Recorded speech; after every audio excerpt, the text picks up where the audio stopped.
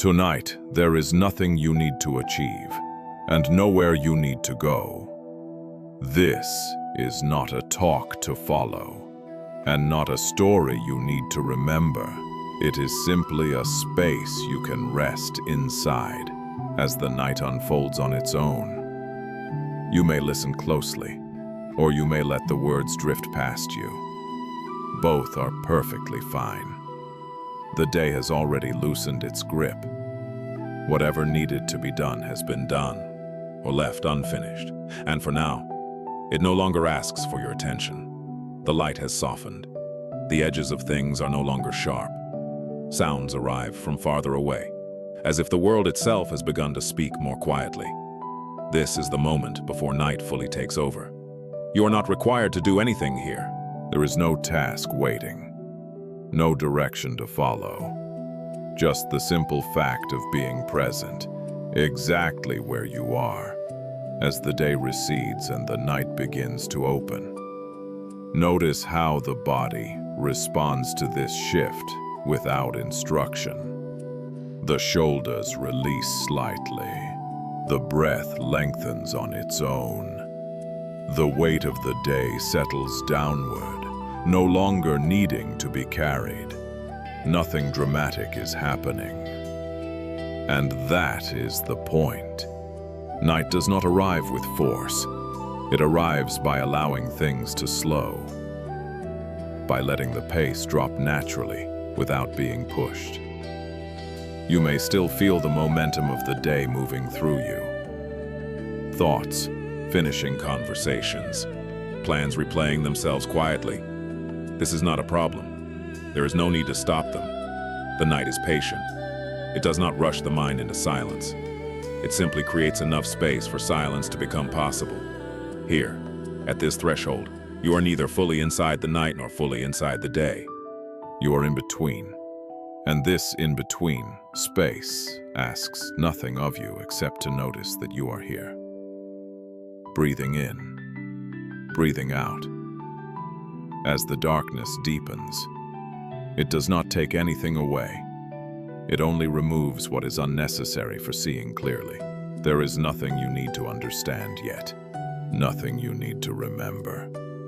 This is only the beginning. A quiet doorway, opening slowly, inviting you to step inside without effort.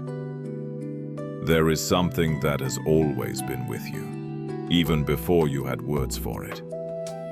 It does not arrive suddenly. It does not announce itself. Most of the time, it stays in the background, quiet enough to be ignored. And yet, it is never absent. You may have felt it late at night, when the world grew still and your thoughts lost their urgency, or in moments of transition, when something ended and nothing had yet begun. A brief pause where life felt both fragile and strangely vivid at the same time. This is what has often been called the great matter, not as an idea to understand, and not as a problem to solve, but as a subtle awareness moving beneath everything else. The simple fact that you are here now, that this moment is happening, and that it will not remain in this exact form. It is present in birth, even if we do not remember it. It is present in living, though we often overlook it. And it is present in death, which we tend to push far away. But the great matter is not about the future. It is about this breath, this stillness, this quiet sense of being alive, without needing to explain why. You do not need to search for it. You do not need to hold on to it. It reveals itself whenever we stop filling every space with noise and movement, whenever we allow a moment to be exactly as it is without rushing past it. Tonight, there is no need to understand this more deeply. Understanding can wait. For now, it is enough to recognize that something essential is already present, something that does not demand effort, attention, or belief. It is simply here. And as the night continues to unfold, this quiet awareness will remain, gently holding the space, beneath every word that follows. Most of our days are not lived where they are. They are lived slightly ahead of us, in what comes next. We wake up already thinking about what needs to be done later. Conversations are half heard because the mind is finishing something else. Meals are eaten while planning the hours that follow. Even rest is postponed, treated as something to be earned after everything important is taken care of. Nothing here feels wrong. This way of living is familiar. It is efficient. It is accepted. Life becomes a sequence of preparations, one thing leading to another, each moment pointing forward when we're rarely settling where it is. We tell ourselves that this is temporary, that once things slow down, we will be more present, that once responsibilities ease, we will notice more, that once the timing is right, we will live differently. But the timing keeps moving. The future absorbs our attention so completely that the present becomes a narrow passage we rush through without stopping. Days pass without weight, not because they are empty, but because we are not fully there to receive them. This postponement does not come from carelessness. It comes from habit. We learn early to delay what cannot be measured, to focus on what is practical, urgent, and visible. Presence becomes something optional, something to return to later, when life allows it. And so we keep going. There is always another task, another message, another plan. The moment we are in feels like a bridge, not a destination, something to cross quickly, on the way to something more important. Yet beneath this constant movement, a quiet tension builds. A sense that something essential is being missed, though we cannot say what. Not dramatic, not painful, just a faint distance from our own lives. Tonight, there's no need to change this. No need to fix anything. It is enough to notice how familiar this rhythm is, and how gently it carries us away from where we already are. There is a quiet belief that shapes much of how we live. The belief that there will be time later. Later to rest. Later to listen more carefully. Later to say what matters. Later to slow down and feel what is already here. This belief is rarely spoken aloud. It does not need to be. It is woven into the way we organize our days, the way we postpone what feels less urgent, the way we assume that life will eventually offer a more suitable moment. We act as if time were something we could store, something waiting patiently for us, untouched, no matter how long we delay. So we move through the present lightly. Moments are treated as placeholders. Conversations are postponed. Even joy is delayed, saved for a future that feels more spacious than this one. Nothing feels dangerous about this. Nothing feels dramatic. The days are full. The calendar is busy. Life appears to be moving forward. And yet, this sense of having plenty of time creates a subtle distance. The urgency to be present fades. Attention loosens. We assume there will always be another opportunity to notice, another chance to arrive fully. We do not feel this as loss. We feel it as normal. Only occasionally, perhaps late at night or during a pause we did not plan for, does something stir. A fleeting awareness that time is passing, not waiting, that moments are completing themselves whether we attend to them or not. The feeling is brief, easy to dismiss. Tomorrow feels close enough. Later feels certain enough. And so the illusion remains intact. Tonight, there is no need to break this illusion. No need to challenge it directly. It is enough to recognize how gently it holds us, and how easily it carries us past the life that is already unfolding. Impermanence is often spoken of as loss, as something taken away, as something that ends too soon. But most of the time, impermanence does not arrive like that. It arrives quietly, through ordinary beauty. A sky changing color at the end of the day, light softening as the sun lowers. The brief warmth that lingers just before evening cools the air. Nothing is being lost in these moments. And yet, we know they will not last. This knowing does not create sadness. It creates attention. We look longer. We listen more carefully. We feel the texture of the moment because it is already moving away. Impermanence does not reduce life. It sharpens it. A flower is not precious because it can be kept. It is precious because it opens fully, and then it falls. A moment does not matter because it leads somewhere else. It matters because it is complete in itself, even as it passes. When we stop seeing impermanence as a threat, it becomes an invitation to be closer, to arrive more fully, to receive what is here without trying to secure it. This is why certain moments feel unexpectedly alive, not because they are extraordinary, but because we are present for them. We sense their fragility, and instead of turning away, we lean in. Impermanence teaches us how to look. It shows us that nothing needs to be held tightly to be meaningful. That beauty does not ask for permanence. That life does not need to stay still to be felt deeply. As the night continues, this understanding begins to soften the way we meet the present. We stop rushing past moments as if they were incomplete. We allow them to be what they are, knowing they will change on their own. And in this quiet acceptance, life becomes more vivid, not less. When we know that something cannot be kept, we meet it differently. We do not rush to capture it. We do not try to secure it for later. We simply stay.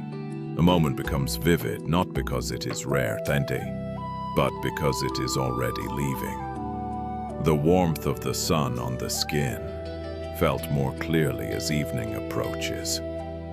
The sound of a familiar voice, heard differently when we sense it will soon fade into silence. The quiet fullness of a day coming to its natural close. Nothing is missing here. Nothing needs to be added. Life feels complete precisely because it does not ask to be held. When we stop trying to preserve our experiences, something loosens inside us. Attention softens. The mind stops leaning forward. We are no longer trying to extract meaning from the moment. We are simply receiving it. This is where impermanence and intimacy meet, not as ideas but as felt experience. We allow ourselves to be touched by what is happening, knowing it will pass. And instead of turning away from this truth, we let it bring us closer. Closer to the sound that is already fading. Closer to the light that is already changing. Closer to the life that is already unfolding. There is a quiet honesty in this way of meeting the world. We stop asking moments to last longer than they can. We stop asking ourselves to remember everything.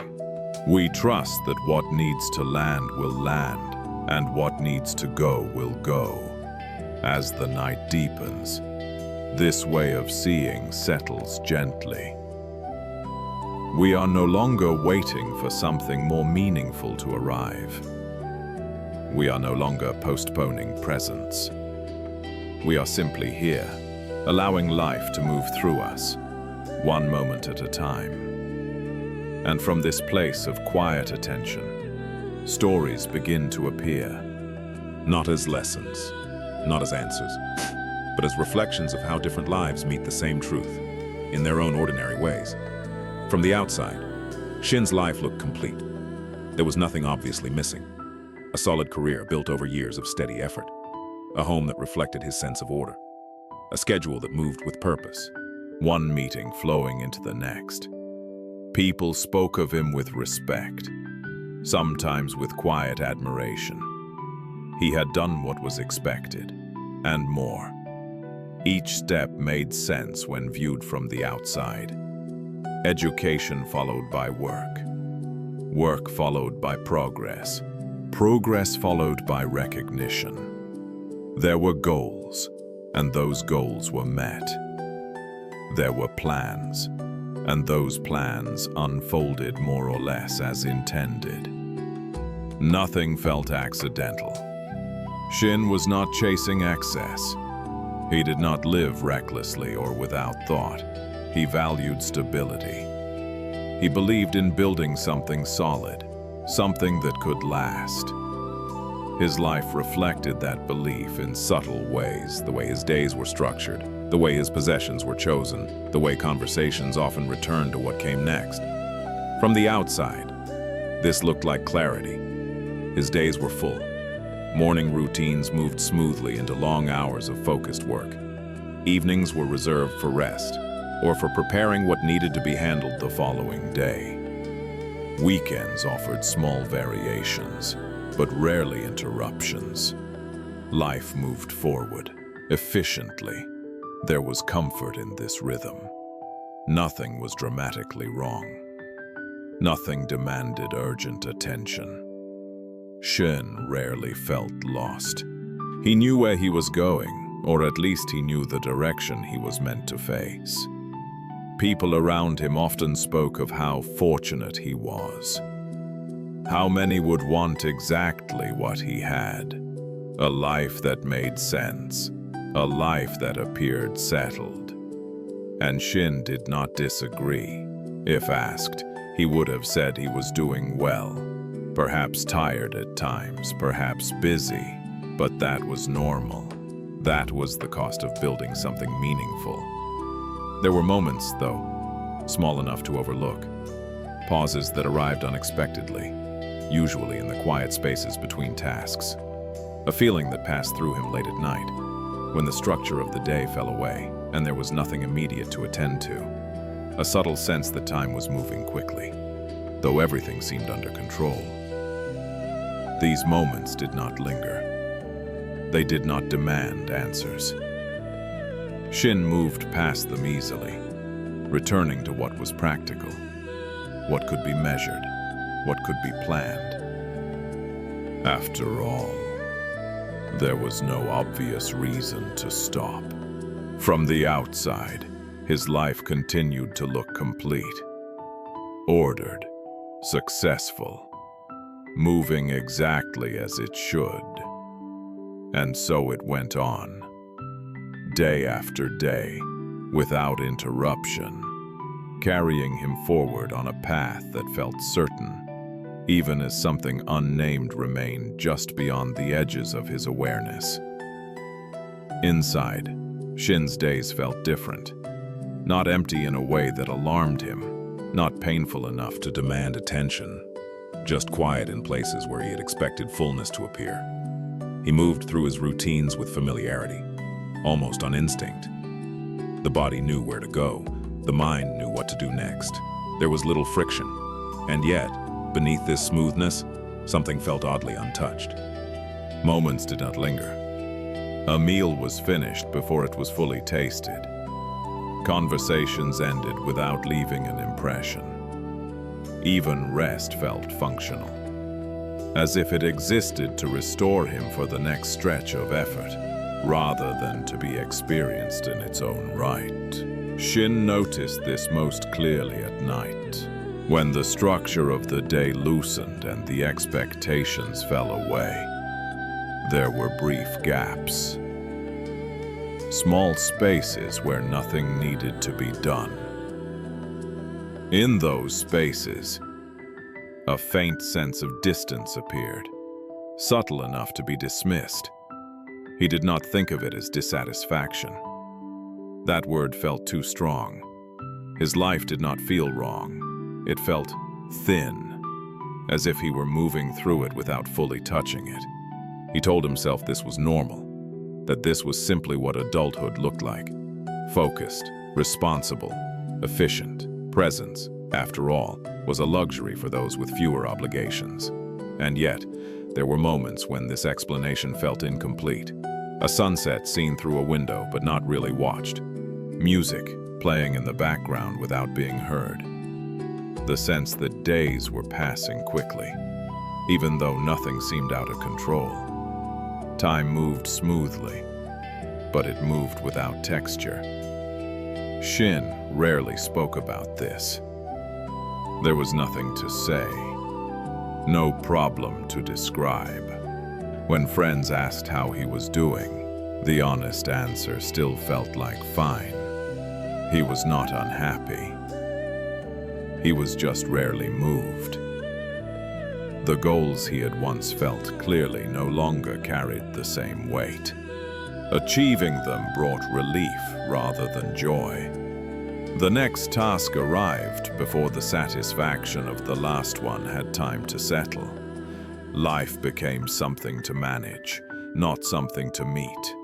This was not a crisis. It did not interrupt his progress. It did not demand change, and because of that, it remained unexamined. Shin believed that meaning would arrive eventually, once the right balance was found.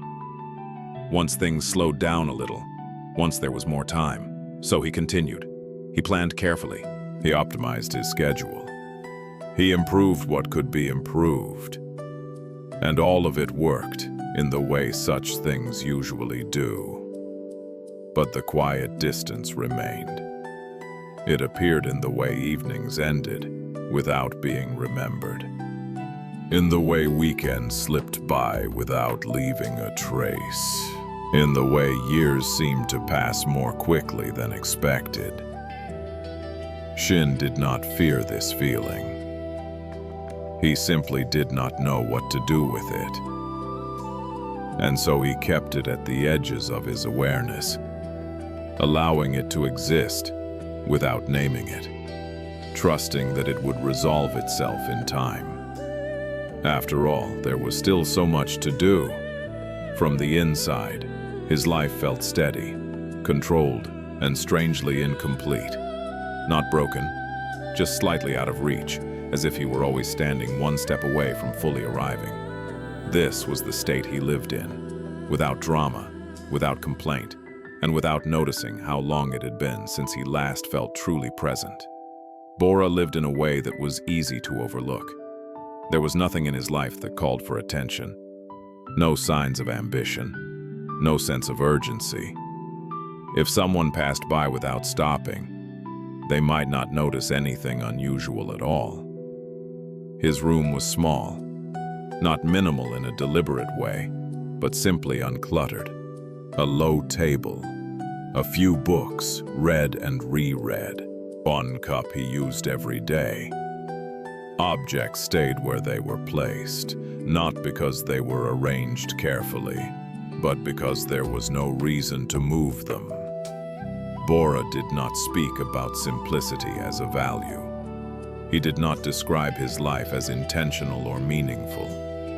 If asked, he would say that this was simply enough. Enough space, enough time, enough to live inside. His days unfolded without much variation. He woke when the light changed. He prepared food slowly, without multitasking. Work filled part of the day, but it did not press against the rest of his life. When work ended, it ended. Nothing followed him home. He walked often, not for exercise, not for efficiency, but because walking allowed the body to move at the speed of noticing. He paid attention to small things without naming them. The way shadows shifted on a wall. The sound of footsteps changing on different ground. These moments did not feel special to him. They felt ordinary. Bora owned little, but he did not feel deprived. What he had, he used fully. What he did not have, he did not miss. There was no sense of comparison shaping his days. No silent measuring of what could be added or improved. Life did not feel like something to be accumulated. When he drank tea, he drank tea. When he rested, he rested. When he worked, he worked. Each activity stood on its own, complete, without pointing towards something else.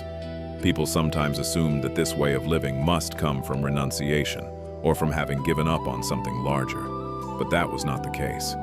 Bora had simply stopped reaching beyond what was already present. He did not hurry moments along. Time moved through his days differently. Not slower in a measurable sense, but less divided. Hours did not feel broken into tasks. They felt continuous, like a single unfolding movement. Evenings were quiet, not empty, but settled.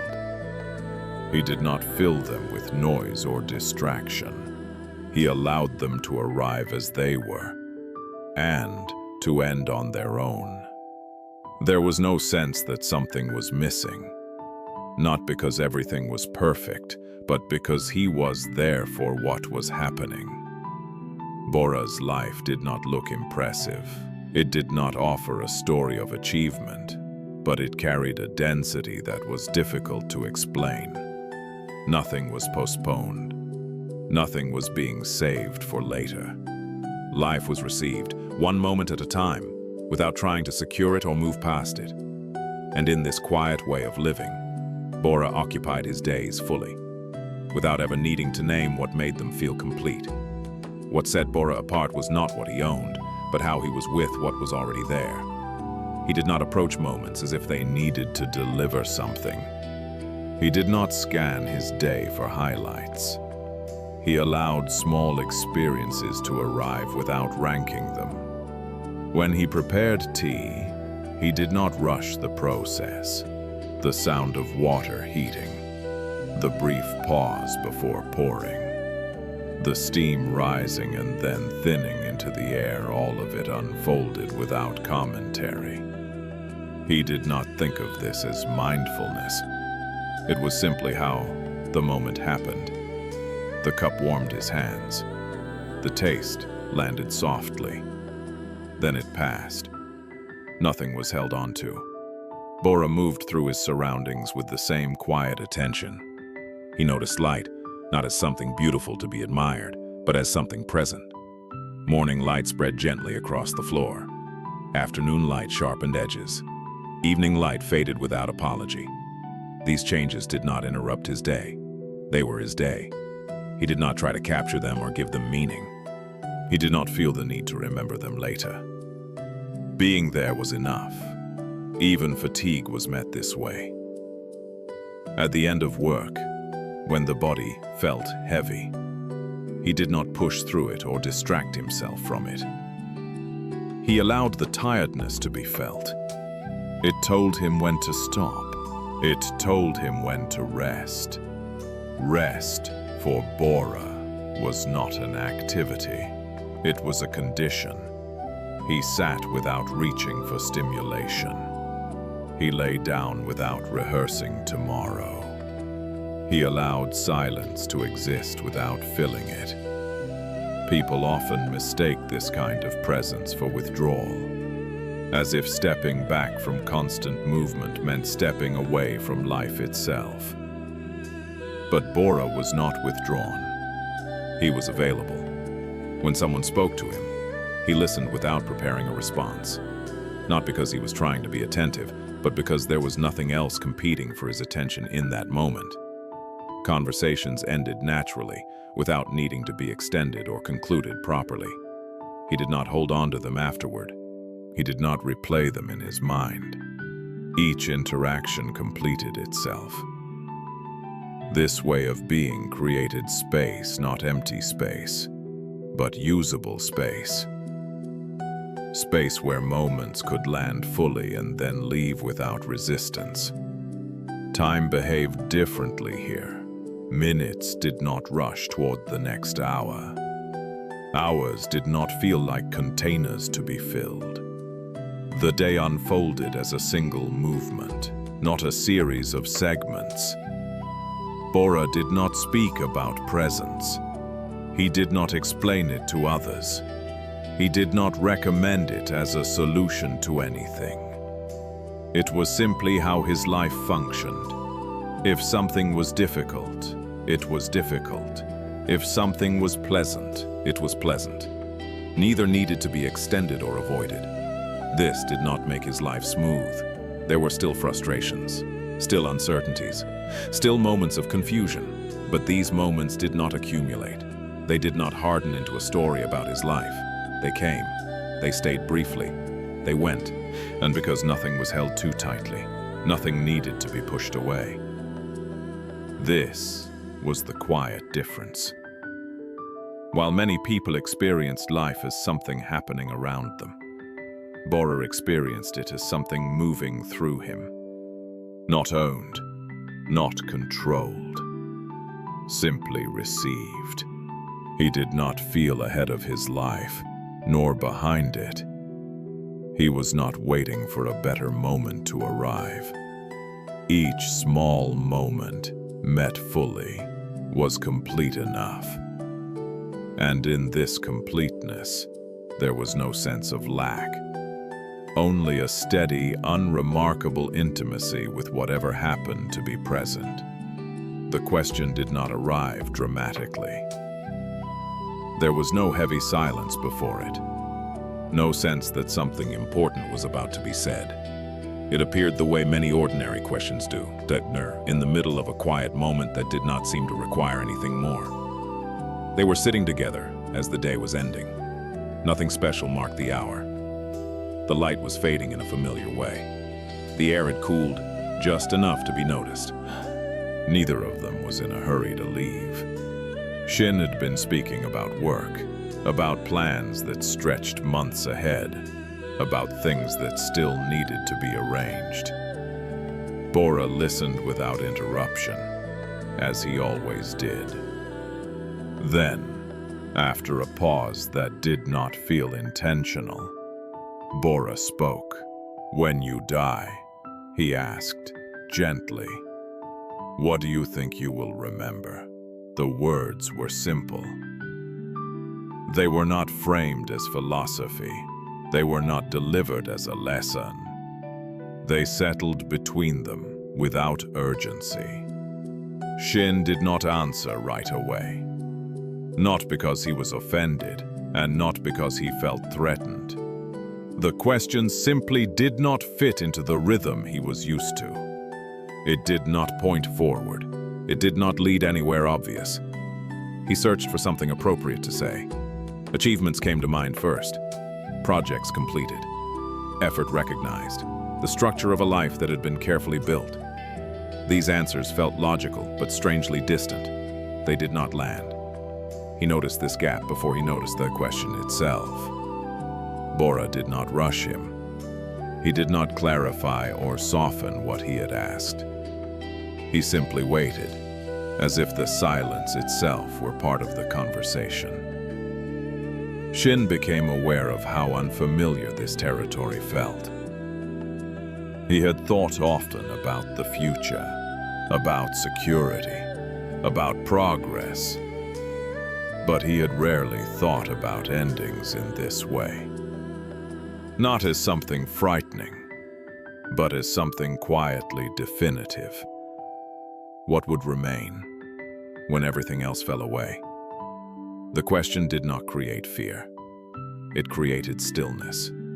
For a moment, the usual movement of Shin's mind slowed. The list of tasks, the plans, the careful sequencing of days, all of it paused, as if unsure how to proceed. He realized that many of the things he spent his life tending to were designed to continue, to extend, to last. And yet, the question pointed toward a moment when continuation would no longer matter. He did not feel sadness. He did not feel regret. He felt something closer to uncertainty. Not knowing what would remain felt unfamiliar, even unsettling. And at the same time, it felt honest. "I don't know," he said finally. The words surprised him with their simplicity. Bora nodded. Not in agreement, but in recognition, as if not knowing were a natural place to arrive. They sat together without trying to resolve the question. The light continued to fade. Sounds from the day softened and then thinned. Nothing in the world reacted to what had been said. And yet, Something subtle had shifted. The question did not stay in the space between them. It moved inward, settling quietly in Shin's awareness, where it would continue to echo without demanding an answer, not as a problem to solve, but as a presence to live alongside. Nothing in Shin's life changed right away. The next morning looked the same. The schedule unfolded as planned. Messages arrived. Meetings followed one another. From the outside, everything continued without interruption. And yet, something had shifted, not in a way that demanded attention, not as a new insight or a sudden clarity. It was more like a faint line appearing in a familiar surface, easy to miss, impossible to forget once noticed. The question stayed with him. It did not repeat itself in words. It did not press for an answer. It simply lingered, quietly present, like a background tone that altered the way everything else was heard. Shin noticed it in small moments. He would pause briefly before responding in conversations, as if something inside him was listening more closely than before. He would find himself looking at ordinary scenes, people walking, light moving across buildings with a slight sense of distance, as though he was seeing them from the edge of something unnamed. The days still moved quickly, but they no longer felt seamless.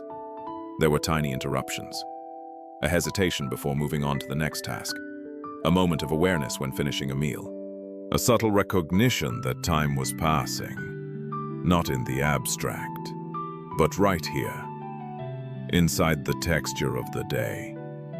None of this felt dramatic. Shin did not feel compelled to change his life. He did not question his choices or dismantle what he had built. The structure of his days remained intact, but his relationship to that structure softened. He became aware of how much of his life was oriented toward continuation, toward maintaining momentum, toward ensuring that things would keep going as planned. The question from that evening did not argue with this. It did not tell him it was wrong. It simply stood beside it. What would remain, Shin did not know. And for the first time, he did not rush to fill that gap with assumptions. Not knowing felt uncomfortable, but also strangely spacious. He noticed how often he had treated moments as means rather than ends, how frequently the present existed only to support what came next. Now, occasionally, the present asked to be felt on its own. A meeting ended, and instead of immediately reaching for the next obligation, he allowed a brief pause. An evening arrived, and instead of filling it completely, he noticed its quiet edges. These pauses were brief, easily interrupted, but they left a trace. Life felt slightly less efficient and slightly more real. Shin did not speak to Bora about this. There was nothing to report, nothing to explain. The change did not belong to conversation yet. It belonged to experience. The question about death did not make Shin morbid. It did not turn his attention toward endings in a heavy way. Instead, it brought a gentle weight to moments that had previously passed unnoticed. Not urgency, presence. He began to sense that meaning might not arrive as something added later, but as something revealed when attention stopped moving ahead of itself. This understanding did not settle fully. It remained incomplete, open-ended. And that was enough. The crack in the surface did not break anything apart. It allowed a little light through, just enough to change how the day felt. Just enough to make the ordinary visible. Just enough to suggest that life could be received, not only managed. The change was slow, almost imperceptible. But it was real. Mira's life was full. Not in a dramatic or chaotic way, but in the steady, relentless way that left little room for pause. Each day arrived already shaped by what needed to be done. Responsibilities lined up one after another, leaving no obvious gap where she might stop without falling behind. She woke before the house fully stirred. Mornings moved quickly, preparing, organizing, remembering. There were details to keep track of, schedules to align, small adjustments that had to be made before the day could begin. Even moments of quiet carried a sense of readiness, as if they were only waiting to be filled. Work took up the center of the day, not because Mira loved it, and not because she resented it, but because it demanded attention. Messages arrived steadily. Decisions needed to be made. There was always something slightly unfinished, something that would need to be returned to later. Later became a familiar word. She used it without thinking. Later, when there was more time. Later, when things slowed down. Later, when everything was in place. But later rarely arrived. When work ended, it did not really end. The mind continued moving, reviewing what had been done and what still needed to happen. Evenings were quieter, but not still. There were conversations to manage, plans to prepare, loose ends to tie up before the next day began. Mira did not feel overwhelmed. She felt capable. This life made sense to her. It was what responsibility looked like. It was how things stayed together. Pausing too long felt impractical, even indulgent. And yet, there was a constant sense of motion, as if she were always slightly behind her own life, trying to catch up to it. Moments passed quickly. Meals were eaten while thinking ahead. Conversations drifted in and out of focus. Rest, when it came, felt like a brief reset rather than a place to arrive.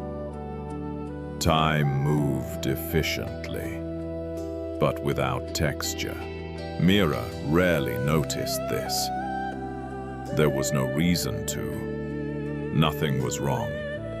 No crisis demanded reflection. Life was functioning as it should. And because it was functioning, it went unquestioned. Still, beneath the movement, there was a faint familiarity to the rhythm of rushing. A sense that this pace had become normal, almost invisible. She no longer noticed how rarely she stopped long enough to feel where she was. The days flowed together, distinct in tasks but similar in shape. Morning to evening, evening to night, night to morning again, always moving forward, always preparing for what came next. This was not dissatisfaction, it was simply the way her life moved.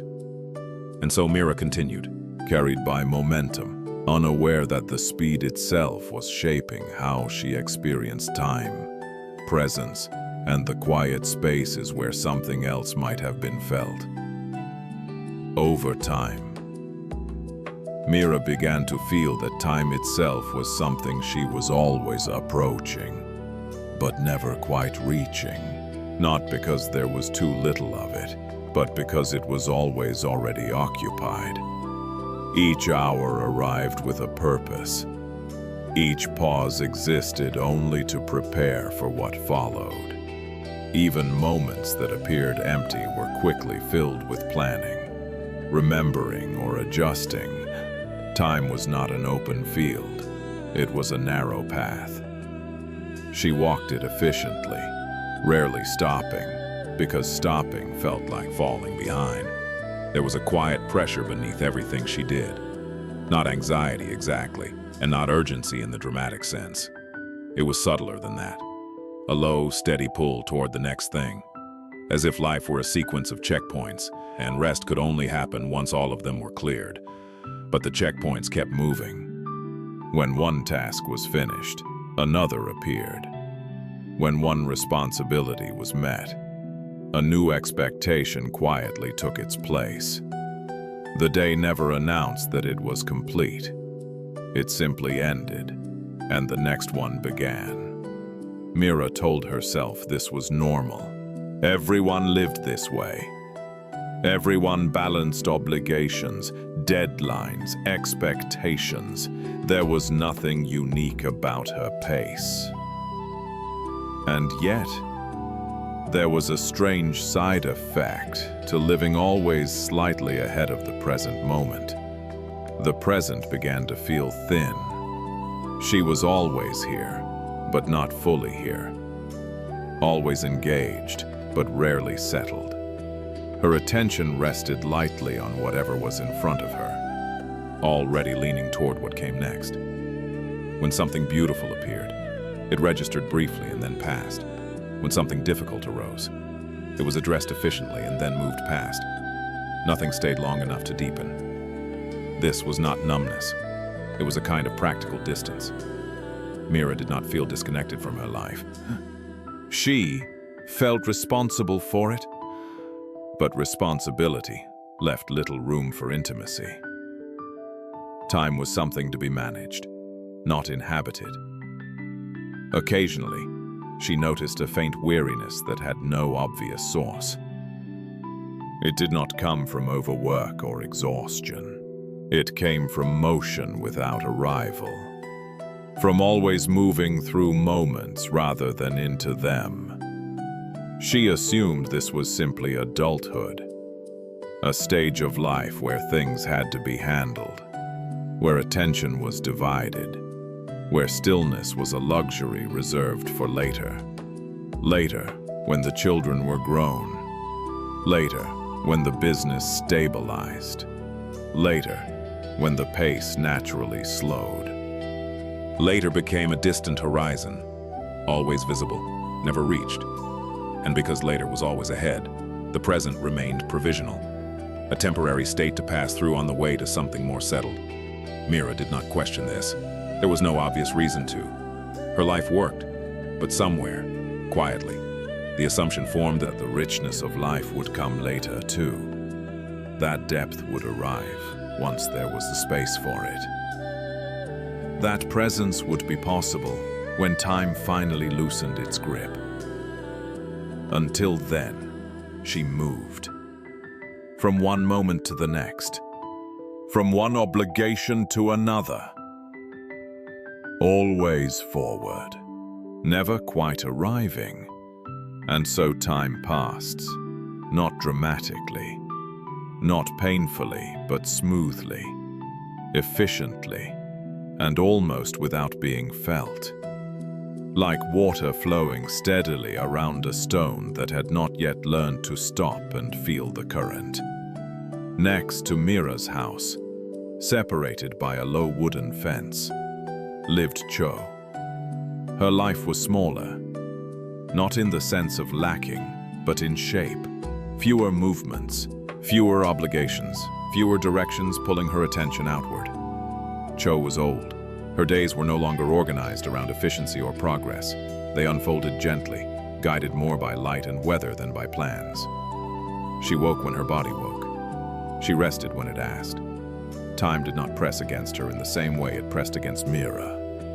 Each morning, Cho carried a small stool into her garden and placed it beneath the plum tree. The tree had been there longer than most of the houses on the street. Its trunk was thick and slightly twisted, its branches spread wide, uneven, shaped by decades of wind and seasons. In spring, it bloomed generously. In summer, it offered shade. In winter, it stood bare and still. Cho did not do much when she sat beneath it. She did not read. She did not pray aloud. She did not appear to be thinking through problems or rehearsing conversations. She simply sat. Sometimes she watched the tree. Sometimes she watched the light as it shifted across the ground. Sometimes her eyes were open. Sometimes they were closed. If there was a purpose to her sitting, it was not obvious. Mira passed by this garden every day. She saw Cho there, often still, unmoving, framed by branches and leaves. It struck her as curious. but not important enough to interrupt her pace. "Good morning, Cho," Mira would say as she hurried past, her voice already trailing behind her body. "Good morning, Mira," Cho would reply, unhurried, as if there were nowhere else she needed to be. Their greetings never lasted more than a few seconds. Mira noticed, vaguely, that Cho always seemed to be in the same place when she passed. Not exactly the same place on the ground, but the same place in time. As if Cho were not moving through the day, but allowing the day to move around her. This was difficult for Mira to understand. She wondered how Cho filled her hours, what occupied her mind. Whether she felt lonely sitting alone beneath a tree for so long. It looked, from the outside, like waiting. But Cho did not seem to be waiting for anything. When people walked by, she acknowledged them without urgency. When no one passed, she remained equally at ease. The presence or absence of activity did not seem to change her posture or expression. The plum tree dropped leaves at times. Cho watched them fall when the wind moved through the branches. She felt it on her skin. When the sun warmed the garden, she shifted her stool slightly to remain in the light. There was no visible hurry in any of this. Cho's movements were minimal, but they were complete. Each adjustment finished itself before the next began. Mira, passing by, never stopped long enough to observe these details. She saw only the stillness, and stillness, to her, looked like emptiness. What could possibly be happening in those long, quiet hours? Cho did not explain herself. She did not invite attention or offer interpretation. She did not attempt to justify her way of spending time. She simply continued, day after day, season after season, returning to the same spot beneath the plum tree, as if there was something there worth meeting again and again. From the outside, nothing changed. From the outside, it looked as though Cho's life had stopped. But something in her presence suggested otherwise. Something calm. Something settled. Something that did not seem to depend on whether time was being used well or not. Mira did not recognize this yet. She passed by, carrying her momentum with her, unaware that the contrast had already been planted quietly in her awareness. Two lives, moving at different speeds, one always approaching the next moment, the other resting where the moment arrived. They had not yet touched, but they were already shaping each other. One evening, as the light softened and the air cooled, Mira passed Cho's garden later than usual.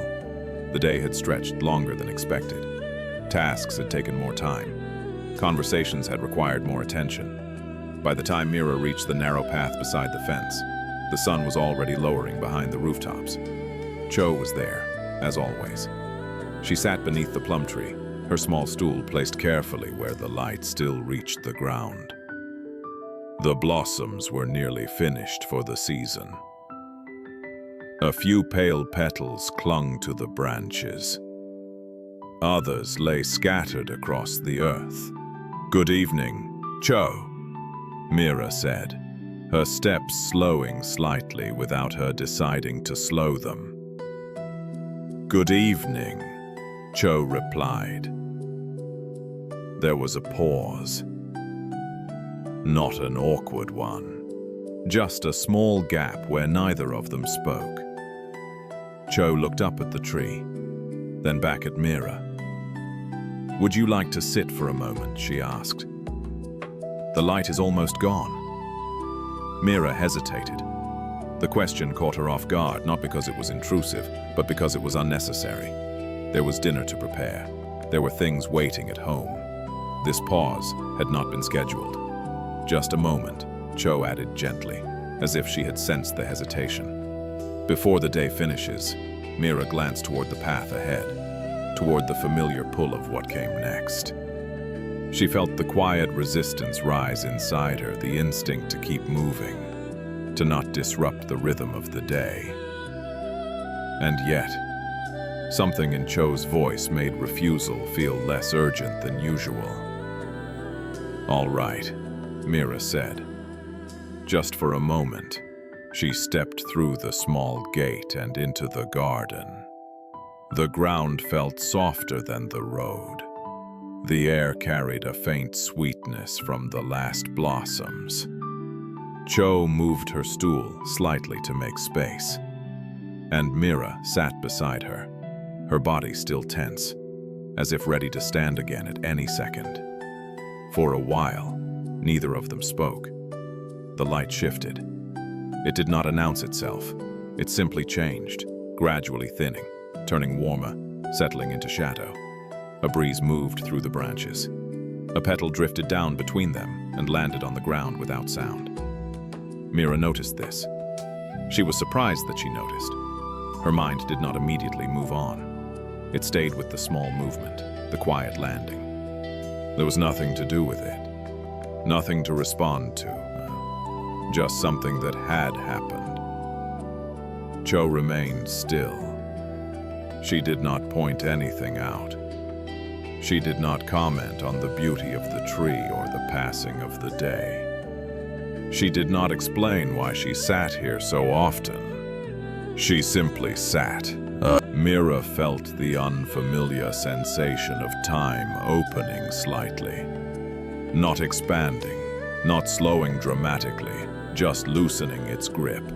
The moment did not demand anything from her. She felt the weight of the day settle into the ground beneath her. The urgency that had carried her from task to task softened, just enough to be felt. "This tree," Mira said finally, almost without thinking. "It looks the same every day." Cho smiled, still looking ahead.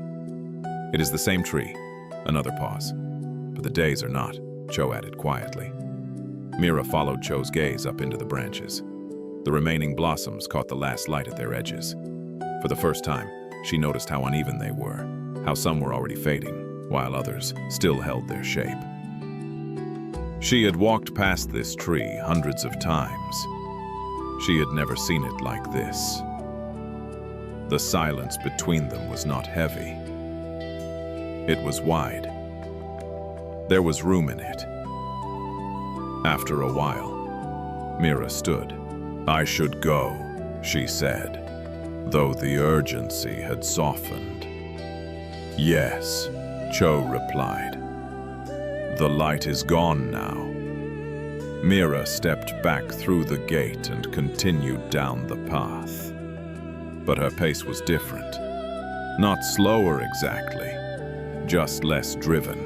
Behind her, Cho remained beneath the plum tree, still and present, as the evening settled fully into night. The moment had been brief. Nothing had been explained. Nothing had been resolved. And yet, something subtle had shifted, not in the world, but in how Mira had met it.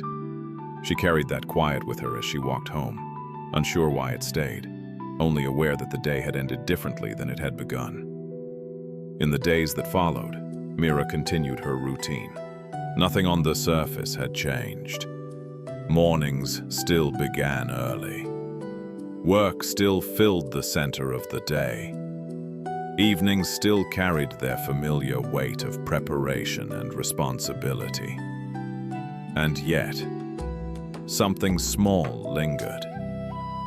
Each morning, as Mira passed the low wooden fence, she noticed the plum tree again. Not deliberately, not as an effort. It simply appeared more clearly in her awareness, as if it had moved slightly closer. The tree was the same. Its trunk had not shifted. Its branches still spread in the same uneven directions. The garden around it followed the same quiet rhythm. And yet, Mira saw it differently. Some mornings, the light caught the bark in a way that revealed textures she had not noticed before. Other mornings, shadows gathered around its base, softening its shape. On cool days, the air around it felt still. On warmer days, it seemed to breathe with the breeze. The tree did not announce these changes. It did not ask to be seen. It simply stood where it always had. Mira began to realize that what had changed was not the tree. It was her looking. She still did not stop most mornings. She still moved past with purpose, but her attention no longer rushed entirely ahead of her body. A small part of it stayed, just long enough to register the way the day felt as it arrived. The remaining blossoms fell quietly. Mira noticed when they disappeared. She could not say why this mattered. There was no lesson attached to it, no feeling of loss or urgency, just an awareness that something had completed itself. Later, leaves took their place. They gathered beneath the branches, dry and pale, marking time without drama. Mira saw them when she passed. She saw how they accumulated slowly, how they shifted position after wind or rain. The tree did not hold on to them. It did not rush to replace them. It simply allowed the season to move through. Mira had lived most of her life assuming that change required effort, that things shifted because something pushed them forward, that movement had to be managed, guided, controlled. But here was a different kind of movement, one that did not ask for intervention, one that unfolded without resistance. The tree did not hurry toward spring, nor did it cling to what had passed. It remained rooted, present, allowing each phase to arrive and depart in its own time. Mira did not think this through. She did not analyze it or translate it into meaning. She simply noticed. And in noticing, something softened. Time did not feel like a narrow path for a few moments each day. It felt more like a field she was walking through, still moving, still purposeful, but no longer compressed. The tree stood as it always had, but Mira's experience of it was no longer distant. It had become intimate, not because it was rare or dramatic, but because it was seen. And in seeing it, Mira began very quietly to sense that impermanence was not something happening elsewhere, in some abstract future. It was happening here, in leaves falling, in light shifting, in moments arriving and leaving without asking to be held. And for the first time, this did not feel unsettling. It felt close. As the weeks passed, Mira began to notice that the change was not limited to the plum tree. It followed her. Not dramatically, not in ways she could easily point to, but quietly, like a shift in how the world met her attention. She still moved through her days with purpose. Responsibilities did not disappear. Time did not suddenly open wide. But the sense of being carried relentlessly forward softened. Moments began to arrive with more presence. A cup of tea held warmth longer than expected. A conversation lingered, not because it was important, but because she stayed with it instead of moving past it. Even fatigue felt different, less like something to escape, more like something to acknowledge. Mira realized she was no longer treating moments as placeholders. They were no longer simply bridges between one task and the next. They were places. This surprised her. She had always believed that presence required effort, that slowing down meant sacrificing efficiency. But what she found instead was a gentler rhythm that did not interfere with her life. It simply deepened it. The tree continued its quiet cycle. One morning, Mira noticed that the last blossoms were gone. In their place, small green forms had begun to appear: early fruit, barely visible unless one looked closely. She stopped, not because she planned to. Her body paused naturally, as if recognizing something that did not need to be rushed. The blossoms had been beautiful. Their falling had been quiet, and now, something else had taken their place. Nothing had been lost. Nothing had been held. The change had happened on its own. Mira felt a subtle understanding settle in not as a thought, but as a felt sense. Impermanence was not an interruption. It was continuity. She had spent much of her life believing that change was something to manage, something to brace against, something that threatened stability. But here, change felt intimate, close, trustworthy. It did not arrive violently. It arrived the way light shifts across a room, the way breath enters and leaves the body, the way a day becomes evening without asking permission. Cho was beneath the tree that morning. She looked up as Mira stood quietly at the gate. "You noticed," Cho said. It was not a question. Mira nodded. "The tree looks the same," she said, "but it feels different." Cho smiled. "The tree is doing what it has always done." Another pause, and Cho asked gently. Mira considered this. "I think I am doing the same things," she said, "but I am not passing through them the same way." Cho did not respond immediately. She rested her hands on her knees, feeling the air, the light, the ground beneath her. "When we stop rushing past things," she said at last, "they begin to meet us." Mira felt the truth of this settle quietly. Impermanence, she realized, was not asking her to let go of life. It was inviting her to be closer to it, to feel each moment arrive fully, knowing it would not stay, to allow things to pass without needing to hold them still, to trust that what came next would arrive on its own. The intimacy was not in holding, it was in allowing. Mira stood for a while longer, sharing the silence beneath the tree. When she eventually turned to leave, her steps were unhurried, not slow, but unforced. The day continued. Tasks were completed. Time moved forward, but something essential had shifted. Life no longer felt like something she was chasing. It felt like something she was meeting, again and again, as it arrived, as it passed, as it changed. And in that gentle rhythm, impermanence was no longer something to fear. It was simply the way life stayed alive. The young monk did not come to the monastery seeking peace.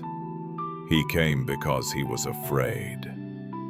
Not afraid in a way that showed itself openly, not in panic or despair, but in the quiet, persistent way that followed him through his days and nights. The kind of fear that settled into the body and stayed there, even when nothing appeared to be wrong. He had been afraid of death for as long as he could remember. As a child, the thought had come to him suddenly one night, uninvited. He was lying awake in the dark when he realized, with a clarity that startled him, that he would one day stop breathing, that everything he knew, his body, his name, his thoughts would simply end. The realization did not pass. It returned again and again, growing more detailed as he grew older. He tried to push it away. He filled his days with study, with conversation, with plans for the future, but the fear waited patiently beneath these distractions, resurfacing in quiet moments, late at night, or in the stillness just before sleep. Sometimes it arrived as a tightening in the chest, sometimes as a sense of urgency without direction, sometimes as a question with no answer. What happens when it ends? When he was old enough to leave home, he went to the monastery because he believed the monks knew something he did not. They moved differently. They spoke of death without lowering their voices. They sat for long hours in silence, as if the questions that haunted him no longer chased them. He believed that somewhere within their teachings was a way out, a way beyond fear. At the monastery, he followed the rules carefully. He woke before dawn. He sat in meditation until his legs ached. He studied the texts, memorizing passages that spoke of impermanence and non-attachment. He listened closely to talks about birth and death, about the fleeting nature of the self, and yet, the fear remained. In some ways, it grew sharper. The more he contemplated impermanence, the more vividly he felt the fragility of being alive. The teachings did not soothe him. They illuminated the very thing he was trying to escape. Death became more real, not less. At night then, when the monastery was quiet and the wind moved through the trees outside his room, he felt the fear return. His body lay still, but his mind raced ahead to the moment when stillness would become permanent. He wondered how the other monks slept so peacefully. He wondered if they were braver than he was, or if they had found a way to stop thinking altogether. He did not speak of this fear, not because he was ashamed, but because he did not know how to frame it.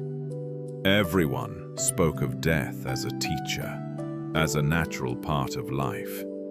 His fear felt like a failure to understand what others seemed to accept. Years passed. The young monk became diligent, disciplined, respected for his seriousness. From the outside, he appeared calm. From the inside, the question remained unresolved. He feared death because he loved life, because the taste of food, the warmth of sunlight, the sound of wind in the trees felt unbearably precious once he truly noticed them. Knowing they would disappear did not free him. It tightened his grip. He began to suspect that his practice was incomplete. That sitting with ideas was not the same as sitting with reality. And though he did not yet know how, a quiet sense formed within him that one day he would have to meet this fear directly. Not in thought, not in study, but in experience. The monastery stood high in the mountains, far from the village and its comforts. Below it, beyond the last path and the outer walls, lay an old graveyard. The monks rarely spoke of it. And when they did not linger. The young monk noticed this.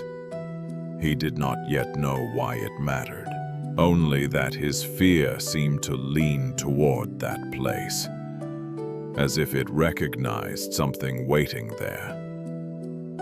The instruction came without explanation. The old teacher spoke it, as if it were no different from any other task, calm, direct, without ceremony. Tonight, he said, you will go to the graveyard below the monastery. You will go alone. You will sit there until morning. The young monk felt the words land in his body before they reached his mind. A tightening in the chest, a sudden heat in the face, a reflexive urge to speak, to question, to ask for clarification. But the teacher said nothing more. There was no encouragement, no warning, no reassurance, only the expectation that the instruction would be followed. All day, the monk moved as if through water. His tasks blurred. His hands performed their duties without his full presence. Even the familiar rhythm of the monastery, the bell, the chanting, the quiet movement of robes felt distant, as if he were already halfway elsewhere. The graveyard lay below the monastery, beyond the last path. It was old, older than memory, older than names, a place where generations had been laid down and forgotten. The monks did not visit it. Villagers rarely did. It existed quietly, untouched by routine. As evening came, the light thinned. The monk ate little. He avoided conversation. When the final bell sounded and the others withdrew to their rooms, He remained where he was, waiting for the darkness to deepen. He did not carry a lamp. He had been told not to. The path downward was narrow and uneven. Stones pressed into the soles of his feet. Roots crossed the ground like dark veins. The forest closed around him as he descended, the sounds of the monastery fading behind him. With each step, his body resisted, not dramatically, not with panic, but with a steady, insistent reluctance. Every instinct urged him to turn back. He imagined the graves before he saw them, the shapes of stones, the hollowness beneath the earth, the weight of all the lives that had ended there. His breath shortened. He noticed this and could not stop it. The graveyard emerged slowly from the darkness. At first, it was only a change in texture. The ground flattened. The air felt heavier, stiller. Then shapes appeared, stones rising at uneven angles, some upright, some leaning, some fallen completely. No order, no symmetry, only time. The monk stopped at the edge.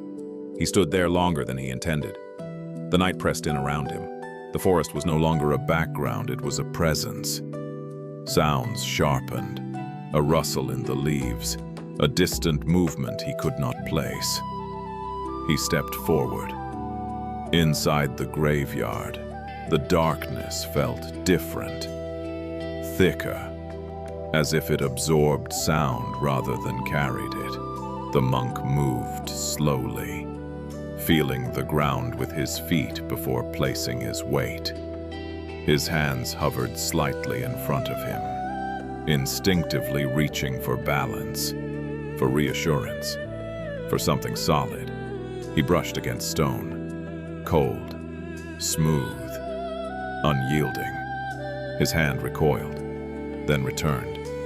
It was only a marker, only a sign that someone had once been here, breathing as he was now. He found a small open space between the graves and lowered himself to the ground.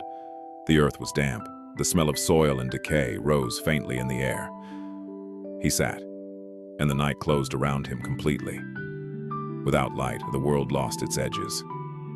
There was no distance, no horizon, no clear separation between his body and the darkness surrounding it. Everything felt closer, more immediate. The fear arrived fully now, not as a thought, as sensation. His heart beat loudly in his ears. His skin prickled. His muscles tightened as if preparing to flee. Images surfaced uninvited, bones beneath the earth, bodies returning to soil, his own body, someday, indistinguishable from those beneath him. He wanted to stand.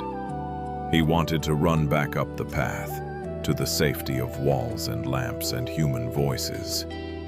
But he remained seated, not because he was brave, because there was nowhere else to go. The fear did not lessen. It filled the space. And for the first time in his life, the monk did not try to think his way out of it. He did not recite teachings. He did not analyze impermanence. He sat, breathing, shaking slightly, surrounded by the dead, alive. For a long time, the fear did not change.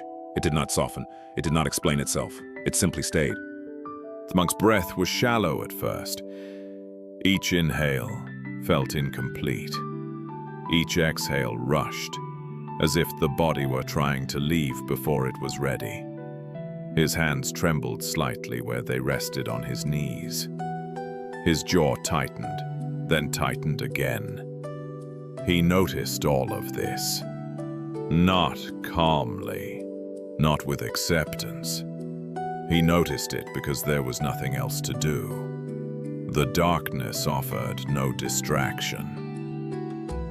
The graveyard gave him no place to look away. Without light, without movement, his attention turned inward, pulled by the intensity of sensation. Fear was not a single feeling. It was many, a tightening in the chest, a heat moving through the stomach, a restlessness in the legs, ready to stand, ready to flee. Thoughts surged and collapsed before finishing themselves. What if something comes? What if I cannot stay? What if this is too much? He did not answer these questions. They did not require answers. They were simply expressions of the body's alarm, sounding again and again without direction. Time lost its familiar shape. Minutes did not pass cleanly. Seconds stretched, folded, repeated. The monk could not tell how long he had been sitting there. The night felt endless, and yet strangely contained, as if the world had narrowed to this single patch of earth. At some point, he noticed that his fear had an edge, not sharp, but defined. It was not the entire night, it was happening inside him. This recognition did not bring relief, but it brought clarity. He realized that what he had been afraid of all these years was not an abstract idea of death. It was this being fully present with the body as it reacted to the unknown. Feeling vulnerability without a story to protect him. The teachings had given him language, but language did not help here.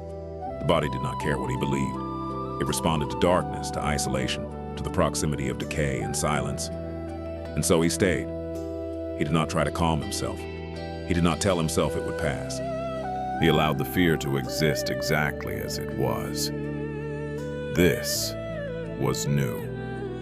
He had spent most of his life turning away from discomfort, as quickly as possible disguising it with thought, diluting it with distraction, or postponing it with effort.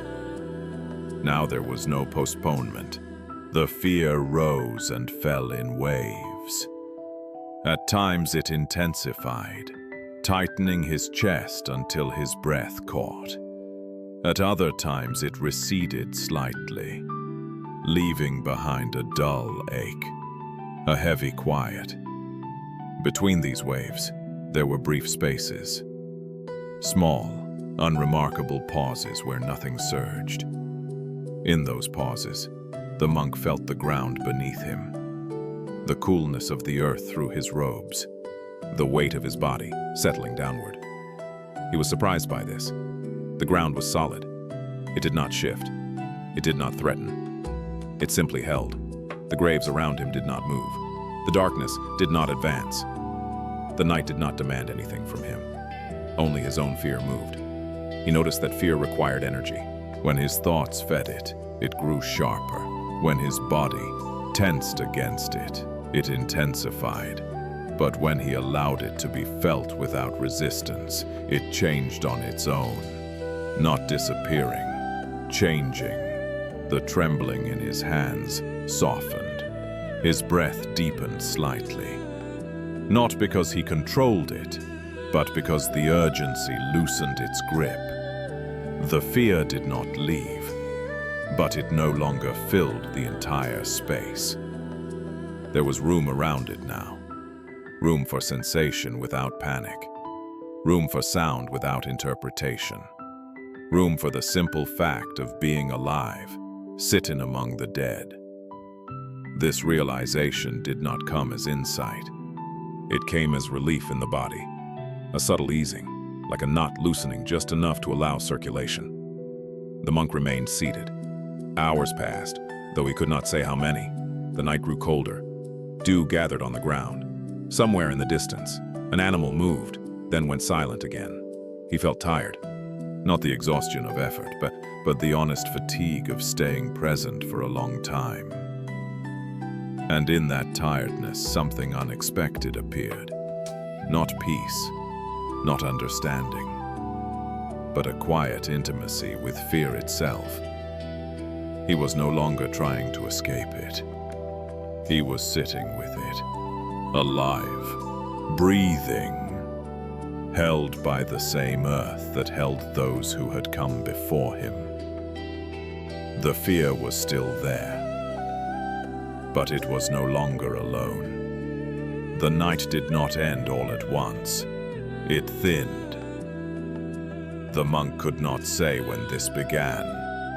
There was no clear moment where darkness loosened its grip.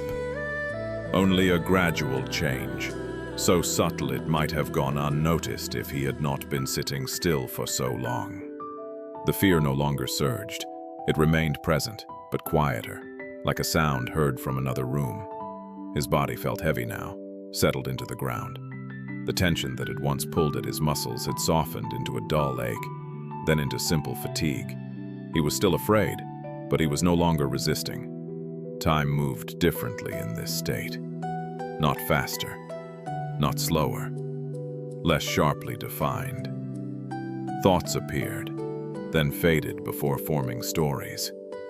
Memories surfaced briefly and passed without attachment. The future did not pull at him. The past did not demand explanation. There was only this long, unbroken stretch of being here. Alive, breathing. The monk noticed the cold more clearly now. It settled into his bones, steady and persistent. His breath rose in faint clouds he could not see, only feel. Dew soaked into the hem of his robe. These sensations did not feel threatening. They felt factual. This is the body, he realized. This is what it feels like to exist without protection. Around him, the graveyard remained unchanged. The stones were still. The earth was still. The dead did not stir. Nothing had happened. And yet, something essential had been experienced. He had stayed. Not out of courage, but out of necessity. Not because fear disappeared, but because running was no longer an option. He had remained present long enough to see that fear, like everything else, moved according to its own nature. It rose, it peaked, it shifted, it settled. He did not control this process. He witnessed it. At some point, the monk became aware of a faint change in the air.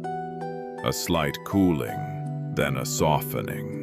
The blackness around him was no longer uniform. Shapes began to separate from the dark, indistinct at first, then gradually clearer. The outline of a stone, the line of the ground, the suggestion of space returning. Dawn was approaching. The realization did not bring relief. It brought clarity. He saw the graveyard as it was not as a place of terror, not as a symbol, but as ground. Earth, a resting place, a part of the same landscape that held the monastery above, the trees around, and his own body sitting here now. Death was not attacking him. It was surrounding him quietly, the way it always had. The monk felt an unexpected tenderness arise, not toward the dead, and not toward himself, but toward life as it was fragile, temporary, and undeniably present. He understood, without forming a thought, that death had never been the problem. Avoidance had been. The sky lightened slowly. Birds began to move in the trees. The first sound was faint, uncertain. Then another followed.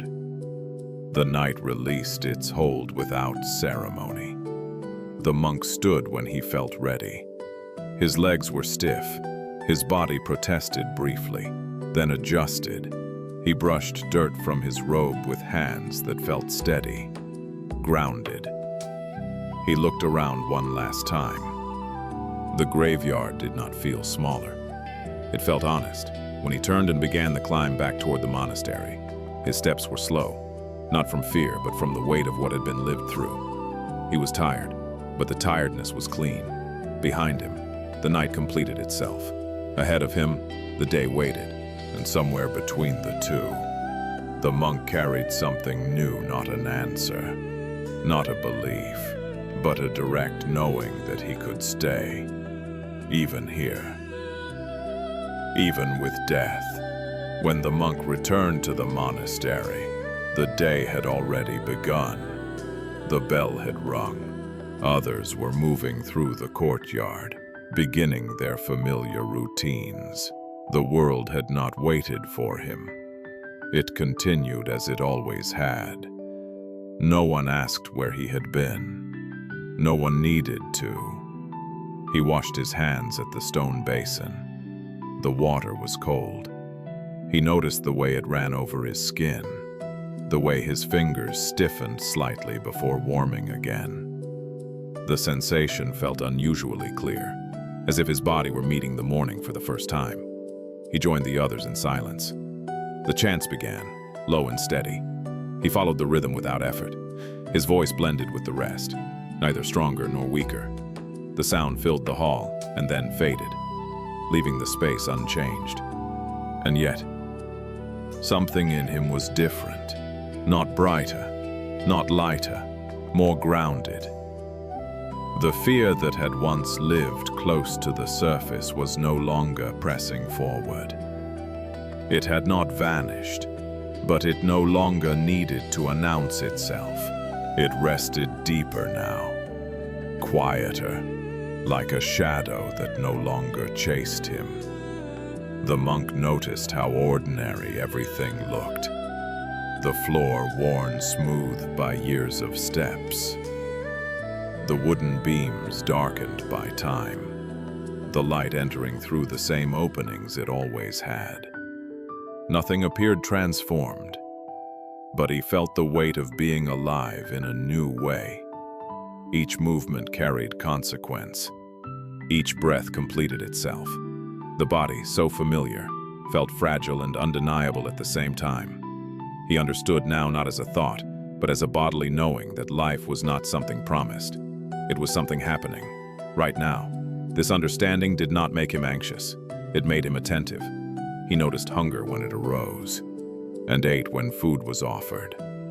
He noticed fatigue and rested without guilt. He noticed moments of irritation and did not immediately act on them. The day did not feel longer. It felt fuller. He walked through the monastery grounds slowly. The path beneath his feet felt solid, reliable. He could feel where the ground dipped slightly, where stones pressed upward. These details had always been there. He had simply not been here for them. The memory of the graveyard did not replay itself as fear. It returned as context. A quiet reminder that everything he saw, walls, trees, bodies, breath, was temporary, and because of that, real. He realized that he no longer needed to ask what would happen after death. The more urgent question had already answered itself. How am I living now? The monk did not speak of this to anyone. There was nothing to explain. The night in the graveyard had not given him knowledge. It had given him contact with the body, contact with fear, contact with the simple fact of being alive in a world where things end. This contact stayed with him as the day unfolded. He worked. He listened. He rested. Not differently in appearance, but differently in presence. Life felt closer. Not safer, not guaranteed, closer. And in that closeness, there was an unexpected steadiness. The monk had not conquered death. He had met it. And because of that meeting, the life moving through him now felt more precise, more intimate, more worthy of care. The morning passed into afternoon. The day continued. And for the first time, the monk did not rush past it. After that night, the monk did not make promises to himself. He did not vow to live differently. He did not resolve to become wiser, calmer, or more devoted. There was no sense of beginning something new. Instead, there was a quiet ending. The habit of postponement loosened its grip. He noticed how often he had lived as if life were something that would fully begin later, after understanding more, after resolving fear, after reaching some imagined stability. That assumption no longer felt true. Life was already here, and it was already passing. This did not make him hurried. It made him honest. He stopped delaying small things, not deliberately, but naturally. When he felt gratitude, he expressed it. When he noticed irritation, he acknowledged it without feeding it. When fatigue arrived, he rested instead of pushing past it. Nothing dramatic changed, but the gap between feeling and action narrowed. He realized that much of what he had postponed in the past was not action, but presence. He had waited to be fully alive until fear was resolved, until certainty arrived. That waiting ended. The monk still studied. He still practiced. He still followed the rhythms of the monastery. But these activities were no longer preparations for a future understanding. They were expressions of being alive now. He paid attention to the simplest things.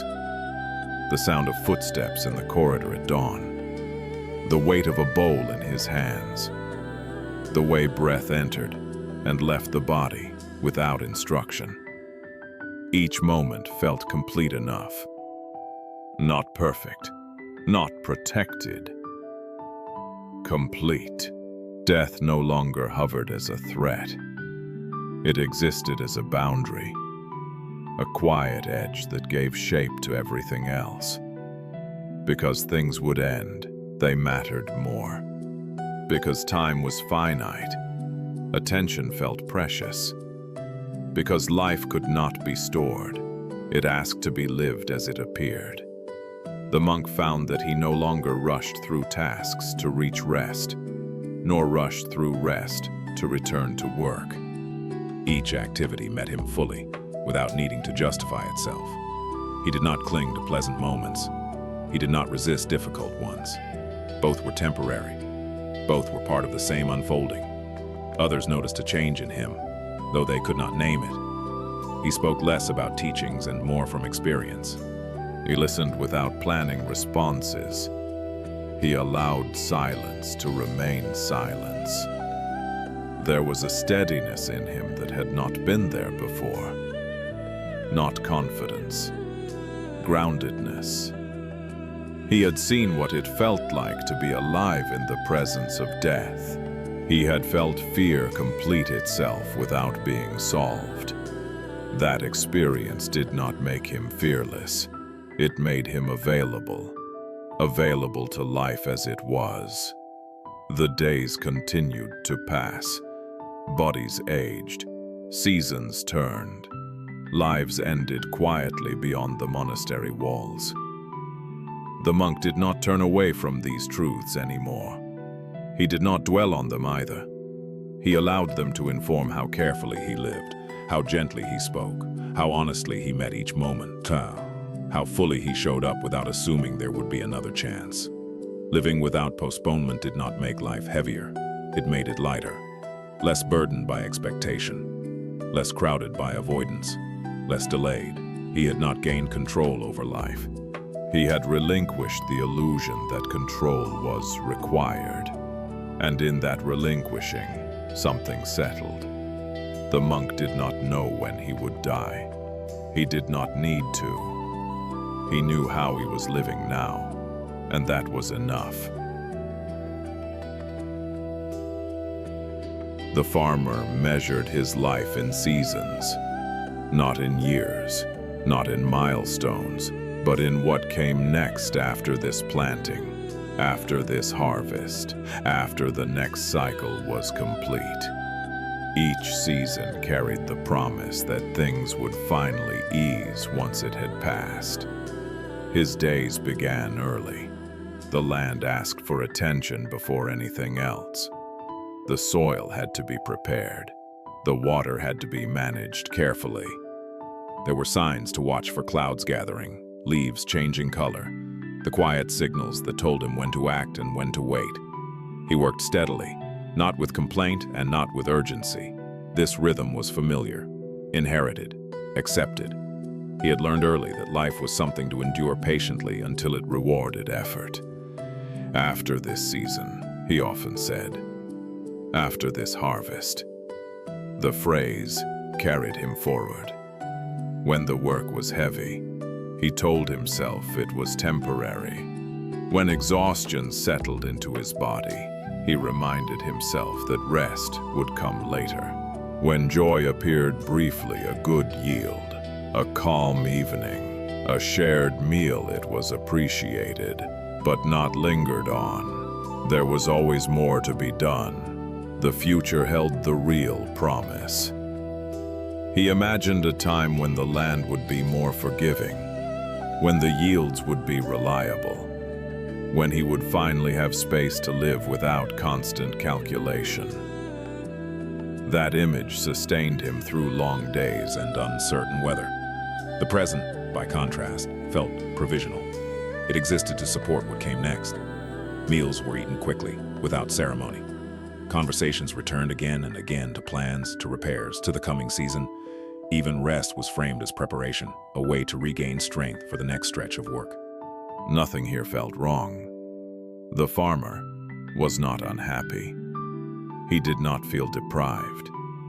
This way of living was sensible, responsible. It was how survival worked. And yet, as seasons passed, something subtle took shape. The future grew heavier.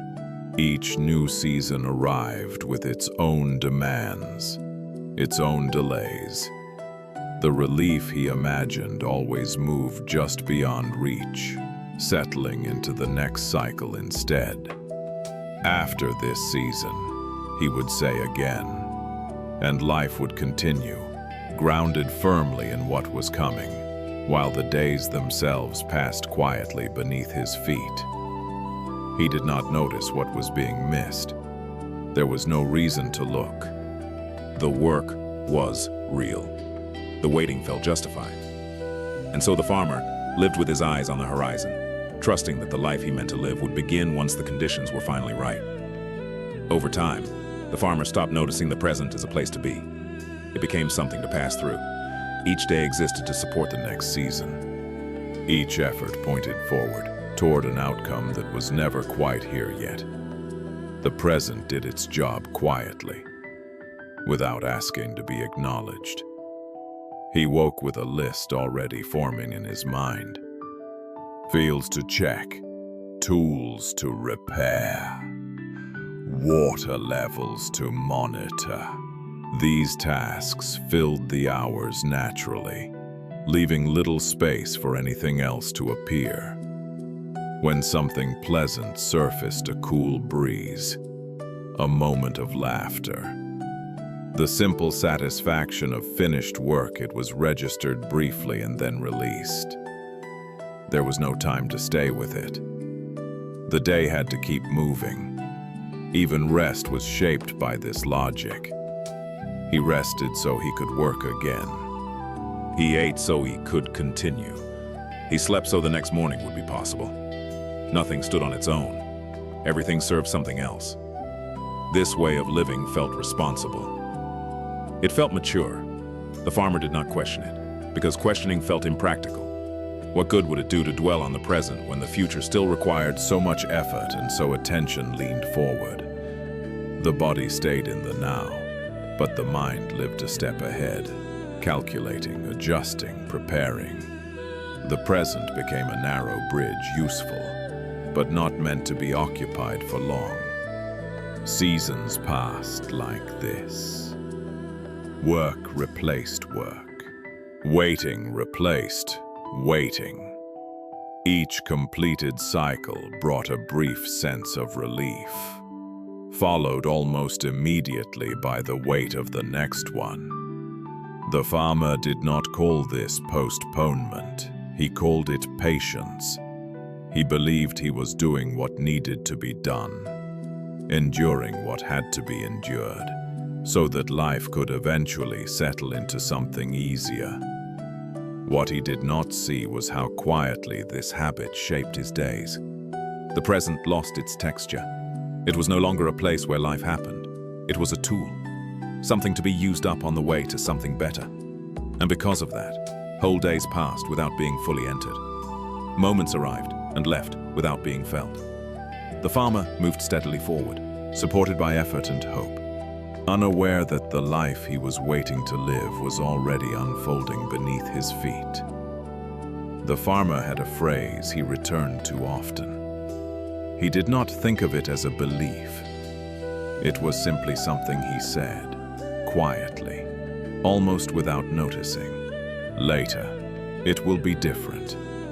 He said it when the days felt too long. He said it when the work pressed in from every side. He said it when fatigue settled into his bones and the thought of another season felt heavy. The words offered comfort. They created a small distance between him and the weight of the present. Whatever felt difficult now was framed as temporary. Whatever felt missing was postponed to a time that had not yet arrived. He did not specify when this change would happen. After the next harvest, after the land recovered, after things stabilized, the details did not matter. What mattered was the promise contained in the phrase that life, as it was now, was not the final version. So he endured. When joy appeared, he accepted it cautiously, as if it were fragile or incomplete. When disappointment arrived, he absorbed it patiently, trusting that it would make sense later. This balance felt wise. It allowed him to keep going without resistance. It gave meaning to effort and direction to waiting. And yet, the phrase quietly shaped his attention. Each time he said later, the present loosened its hold. The day became something to get through rather than something to be lived. Moments lost their weight, their urgency, their invitation. They were no longer asking for presence. They were asking for patience. The farmer did not see this as loss. He saw it as discipline. Life, he believed, required sacrifice now in exchange for ease later. This belief had been passed down, reinforced, never questioned. And so the phrase repeated itself, season after season. Later, it will be different. It followed him through the fields. It echoed in his rest. It softened the edges of dissatisfaction without ever touching its source. The future remained the place where life would finally arrive in full. Meanwhile, the present continued quietly, faithfully doing its work, supporting what came next, without ever being asked to stand on its own. The farmer did not know that this way of speaking was also a way of living. That each later gently pulled him away from the day in front of him. And that waiting, when practiced long enough, could become indistinguishable from life itself. The drought did not arrive suddenly. It settled in slowly, almost politely, as if testing how much the land could endure before anyone named what was happening. At first, the rains came late, then they came lightly. Then, one season, they did not come at all. The soil changed color. Cracks spread across the fields in uneven lines, opening and closing with the heat of the day. The ground felt harder underfoot, less forgiving. Seeds struggled to take hold. Plants grew thinner, their leaves dull and brittle. The farmer watched closely. He had learned to read the land over many years. He noticed small signs, the way the dust lifted when he walked, the way the earth no longer held moisture overnight, the way the air carried heat without relief. He adjusted what he could. Water was rationed carefully. Effort increased. Hope narrowed. Each decision carried more weight than before, because there was less margin for error. Still, he told himself this was temporary. Droughts came and went. Seasons corrected themselves. The land had endured worse. After this year, he thought. After the rains returned, the phrase adapted easily. Waiting stretched longer. Days passed under a pale sky that offered little shade. The sun felt closer now, pressing down without softness. Even evenings brought little relief. The heat lingered, clinging to the fields and to the body. Work became heavier. though results grew smaller. The farmer did not complain. Complaining would not bring rain. He continued tending the land, adjusting expectations, holding on to the belief that endurance would be rewarded. But something shifted as the weeks turned into months. Hope became more careful. Not gone, but thinner, more fragile. It had to be protected, stored away, rationed like water. The future still held promise, but that promise felt farther away than before. The present, meanwhile, grew harsher. Each day asked more and gave less. The waiting no longer felt neutral. It carried a quiet strain, a constant calculation of how long things could continue like this. The farmer stood at the edge of his fields often, looking at the sky. Clouds passed without opening. Wind moved without bringing change. The land waited. So did he. Neither knew how long this season would last. She arrived without announcement. There was no sound of bells, no group traveling with her. No sense that anything significant was about to happen. The farmer noticed her only because she moved differently from the land around her. She walked slowly along the edge of the fields, her steps unhurried, as if she were not measuring distance or time. Her robe was worn, marked by travel. Dust clung to its hem. She carried little with her, only what she needed to keep moving. The farmer watched from a distance. Visitors were rare, especially during the drought. There was little reason to pass through this land now. It offered no comfort, no abundance, no easy hospitality. When she reached the boundary of the field, she stopped. She did not ask for water. She did not ask for food. She did not comment on the state of the land. She simply stood there, looking out over the dry soil and the thin crops, as if she were taking something in. The farmer approached cautiously. "Are you lost?" he asked. She turned toward him and smiled gently. "No," she said. "I am passing through." There was nothing else added to the statement. No explanation of where she had come from or where she was going. The words did not invite further questions. They stood together for a moment. The heat pressed down. The air remained still. Somewhere in the distance, a bird moved and then went silent again.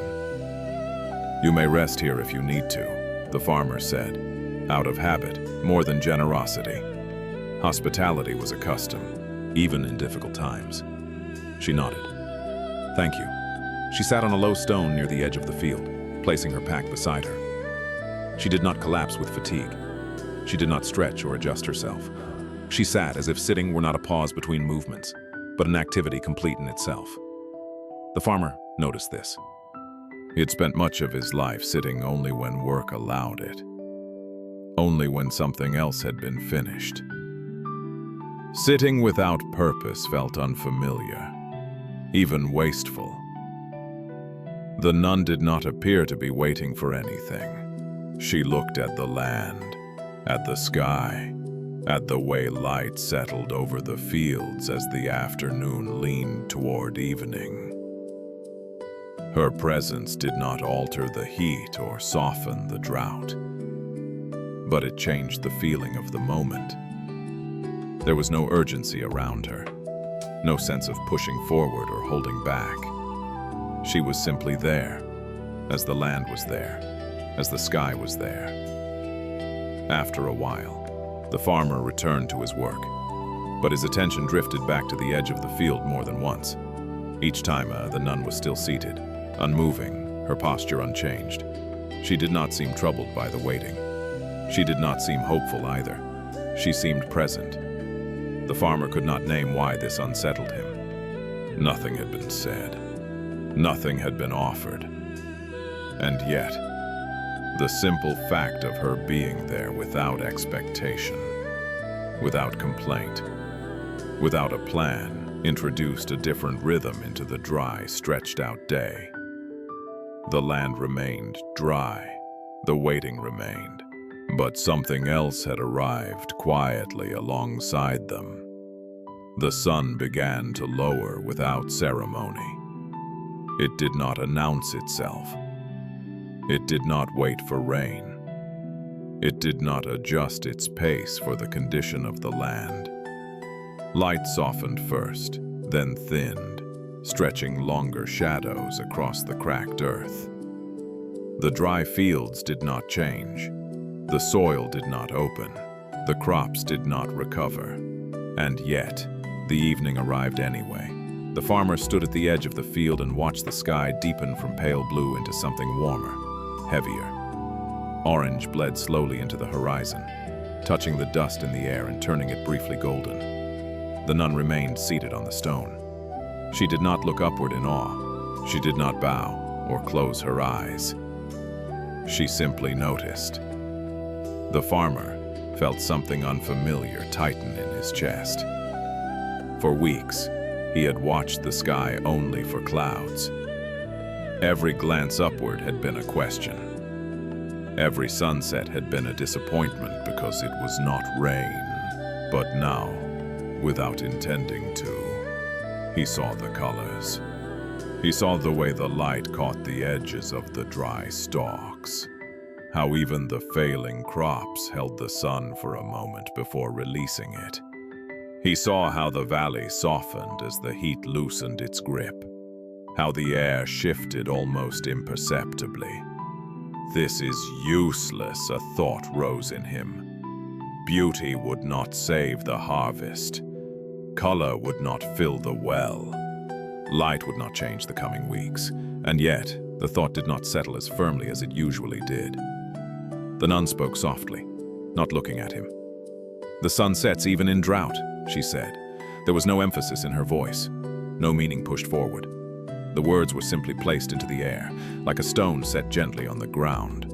The farmer did not answer. He felt the truth of it before he understood it. The day did not pause for his worry. The evening did not wait for conditions to improve. The world did not hold itself back until his life became easier. The light continued its slow retreat. For a moment, everything seemed suspended, not fixed, not solved, but held. The land, the sky, the nun, the farmer himself, all resting inside the same quiet descent. The farmer noticed his breathing, not because he tried to, not because he meant to. It simply slowed. The sun touched the horizon and began to disappear. No one stopped it. No one marked the moment.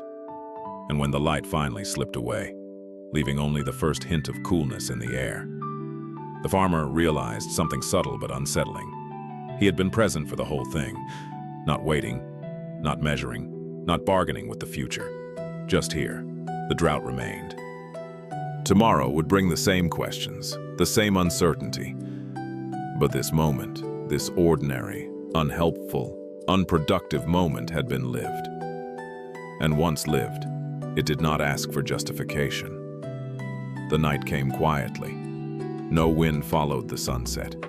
No sudden coolness arrived to signal relief. The drought did not retreat when the light disappeared. It simply remained, as it had all day, as it would again tomorrow.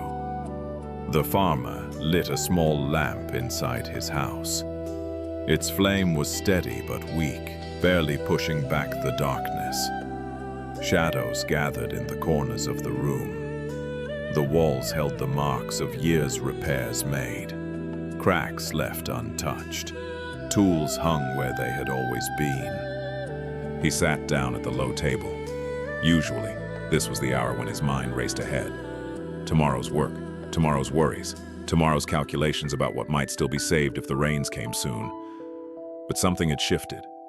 Not enough to feel like clarity, not enough to feel like hope, just enough to feel different. He realized how much of his life had been spent waiting for a signal, a sign that things were finally stable enough to relax, a season generous enough to enjoy, a future secure enough to live fully inside the present when the rains come, when the debts are paid, when the harvest is certain. Then life will begin. But the years had passed inside that sentence. Tonight, sitting beneath a small, unremarkable flame, the farmer noticed the quiet truth of the room, the warmth of the lamp on his hands, the sound of his own breath moving in and out, the simple fact that he was here, awake, alive, still capable of noticing. Nothing had improved. And yet, nothing was missing in this moment. The realization did not bring joy or relief. It brought something steadier, something harder to name, a recognition. Life had not been postponed. Only his attention had been. The day had not waited for his permission to happen. The sunset had not waited for rain. The evening had not asked whether conditions were favorable. It had all arrived anyway. He thought of the nun sitting by the edge of the field, resting without asking anything of the land. Not because she was careless, but because she was not negotiating her presence with the future. He saw now how much energy he had spent holding himself back from his own life. Standing just outside it, arms crossed, waiting for a better version to arrive. There was no dramatic decision, no vow made, only a quiet willingness to stop delaying this one evening, this one breath, this one ordinary moment. He ate his simple meal slowly. He tasted it. And in that small, almost invisible act, the waiting loosened its grip. The drought was still there, but for the first time in a long while, his life was not standing somewhere ahead of him. It was here, and he was inside it. Morning arrived, without promise. The sky was clear again. No clouds gathered overnight. The drought did not break while he slept. When the farmer stepped outside, the land looked exactly as it had the day before. And yet, something was different. Not in the fields, not in the sky. In him. He did not rush into the day with the familiar tightness in his chest. He did not scan the horizon immediately, counting days, calculating losses. He moved at the same pace as always, but without the sense of being pulled forward by a future that refused to arrive. He drew water from the well. The rope creaked. The bucket rose heavy and slow. He noticed the sound, the resistance, the feel of the rough fibers against his hands. He had done this motion thousands of times. Today it felt complete. He fed the animals. He checked the fields. He did what needed to be done. But he was not waiting while doing it. The work no longer felt like something to endure until life could begin.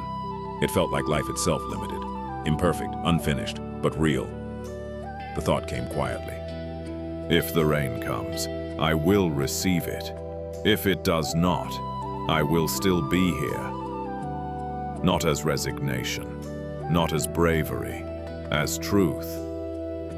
He remembered how often he had confused urgency with rushing, how he believed that to stop waiting meant to force change, to push harder, to demand more from himself and the world. But this was different. There was no pressure in it. He was not trying to fix the future. He was not trying to escape it. He was simply no longer postponing the present. At midday, he rested beneath the small shade his house offered. He drank water slowly. He let the heat pass over him without resistance. Time did not speed up. It did not slow down. It simply moved, and he moved with it. When the nun rose to continue her journey later that day, he did not ask where she was going. He did not ask how long she had been walking or what she had learned along the way. He thanked her. She nodded, shouldered her pack, and walked on. Nothing was exchanged. Nothing needed to be. As her figure disappeared down the road, the farmer returned to his work. The land remained uncertain. The future remained unresolved. But the waiting had ended, not because everything was settled, but because life was no longer being held hostage by what had not yet happened. This was his life, not the one he hoped for later, not the one he feared losing. This one, and for now, that was enough.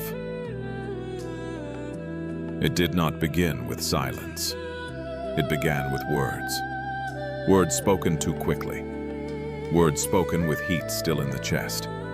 Words that were meant to protect, but instead, cut. At the time, Yuna believed the argument mattered. She believed the details were important. Who said what first? Who misunderstood whom? Who should have apologized? Who should have known better? She remembered the room clearly. The light was sharp that afternoon, falling across the floor in bright angles. The air felt tight, as if even the walls were listening. Her sister stood near the doorway, one hand already on the frame, as though part of her had decided to leave before the conversation was finished. Nothing terrible was said. No shouting, no cruelty that could not be taken back. And yet, something closed.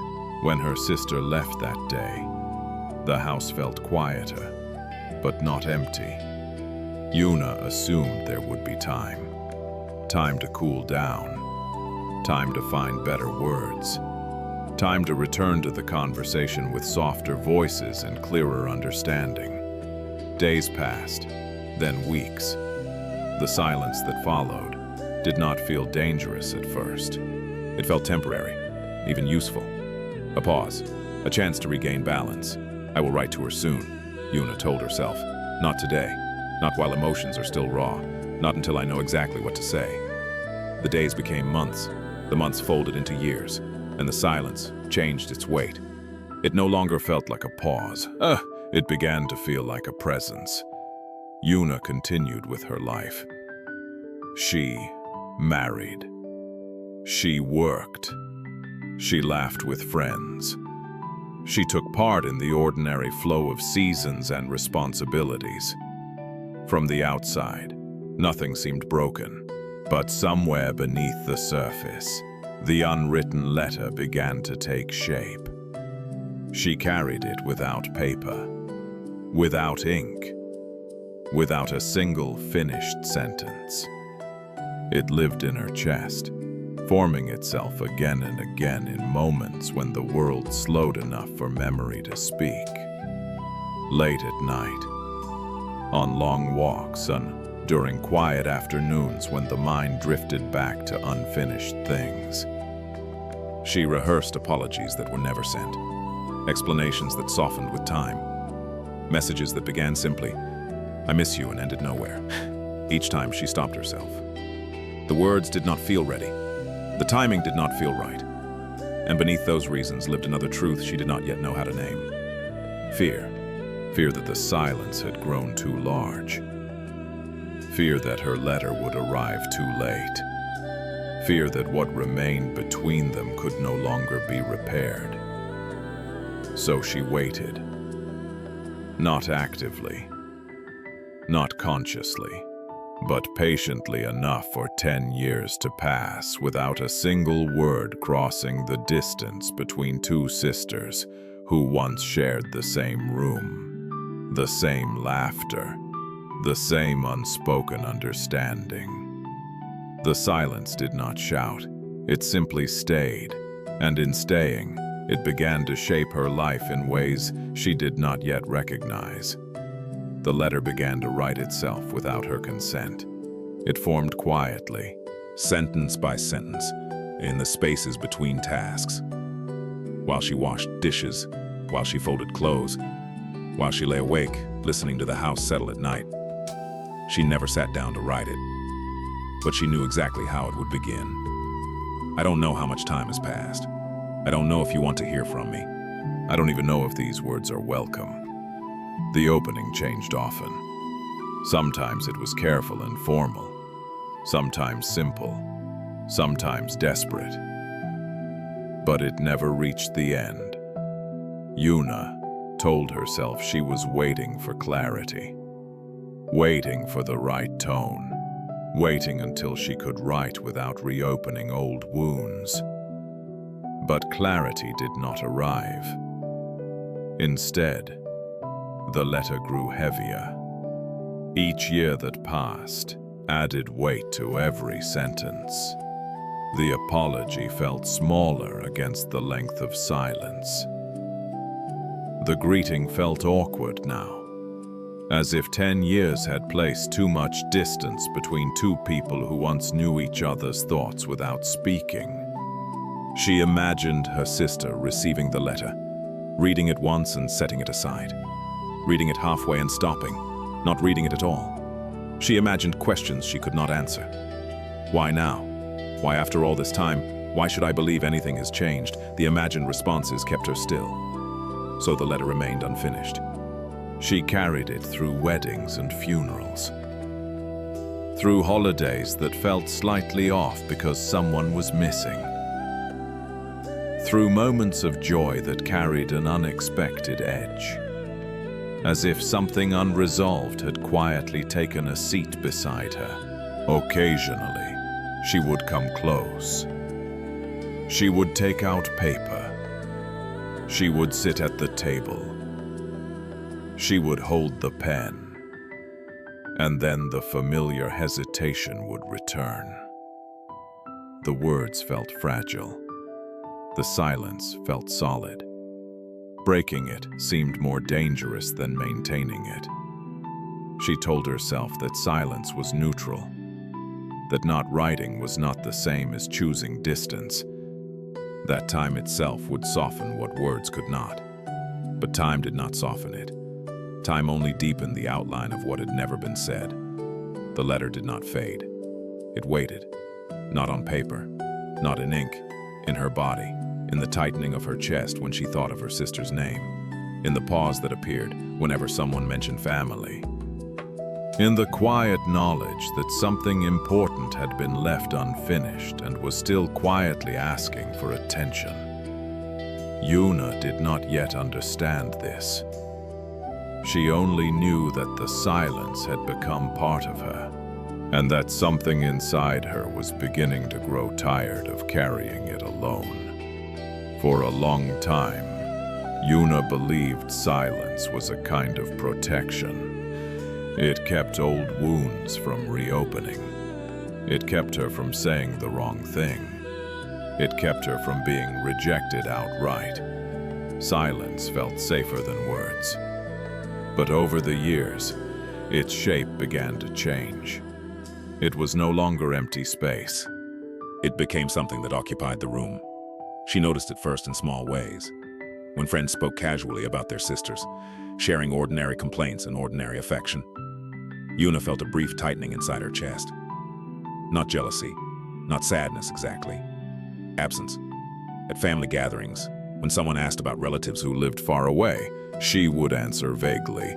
The truth felt too large for a simple sentence. Hey.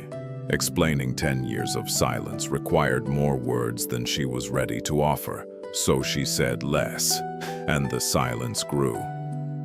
She began to realize that silence was not neutral. It was doing something.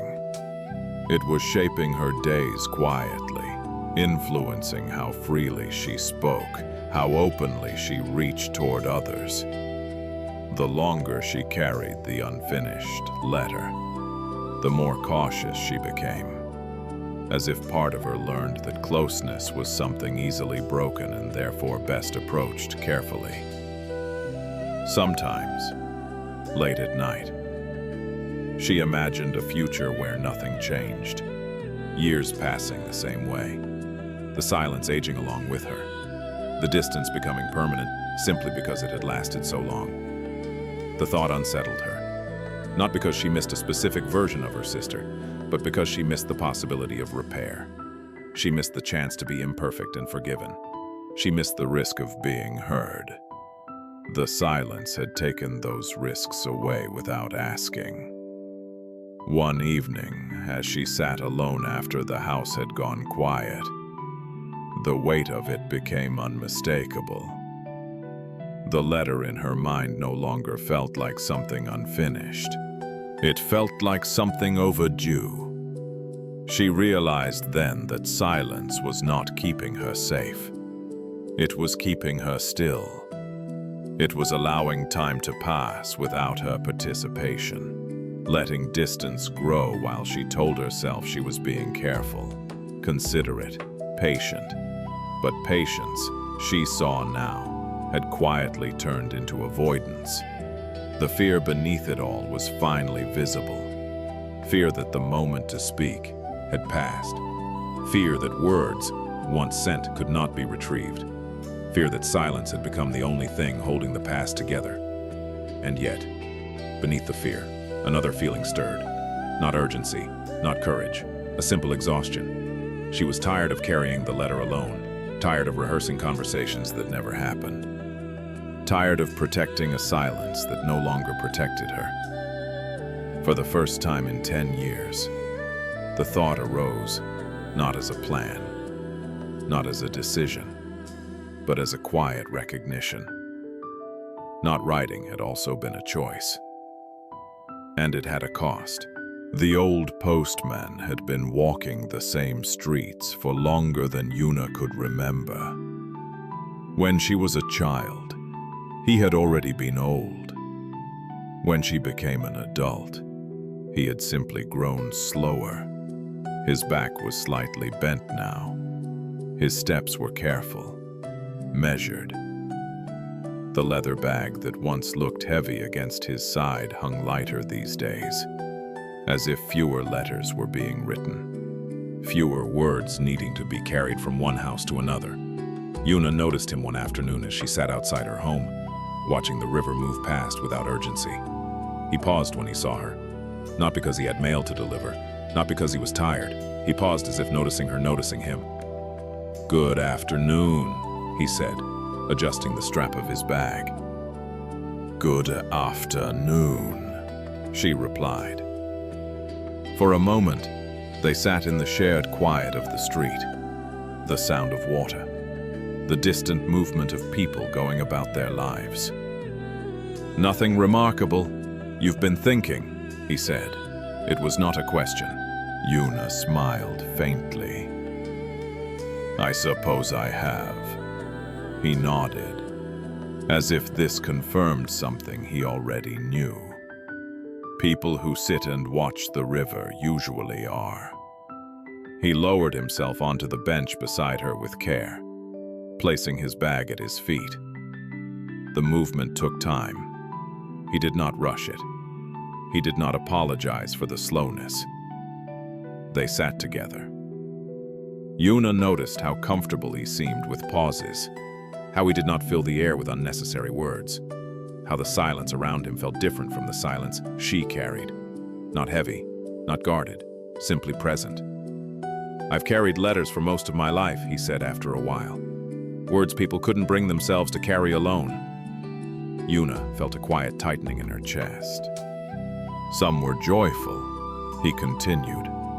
"Some were ordinary, and some," he paused, watching the river.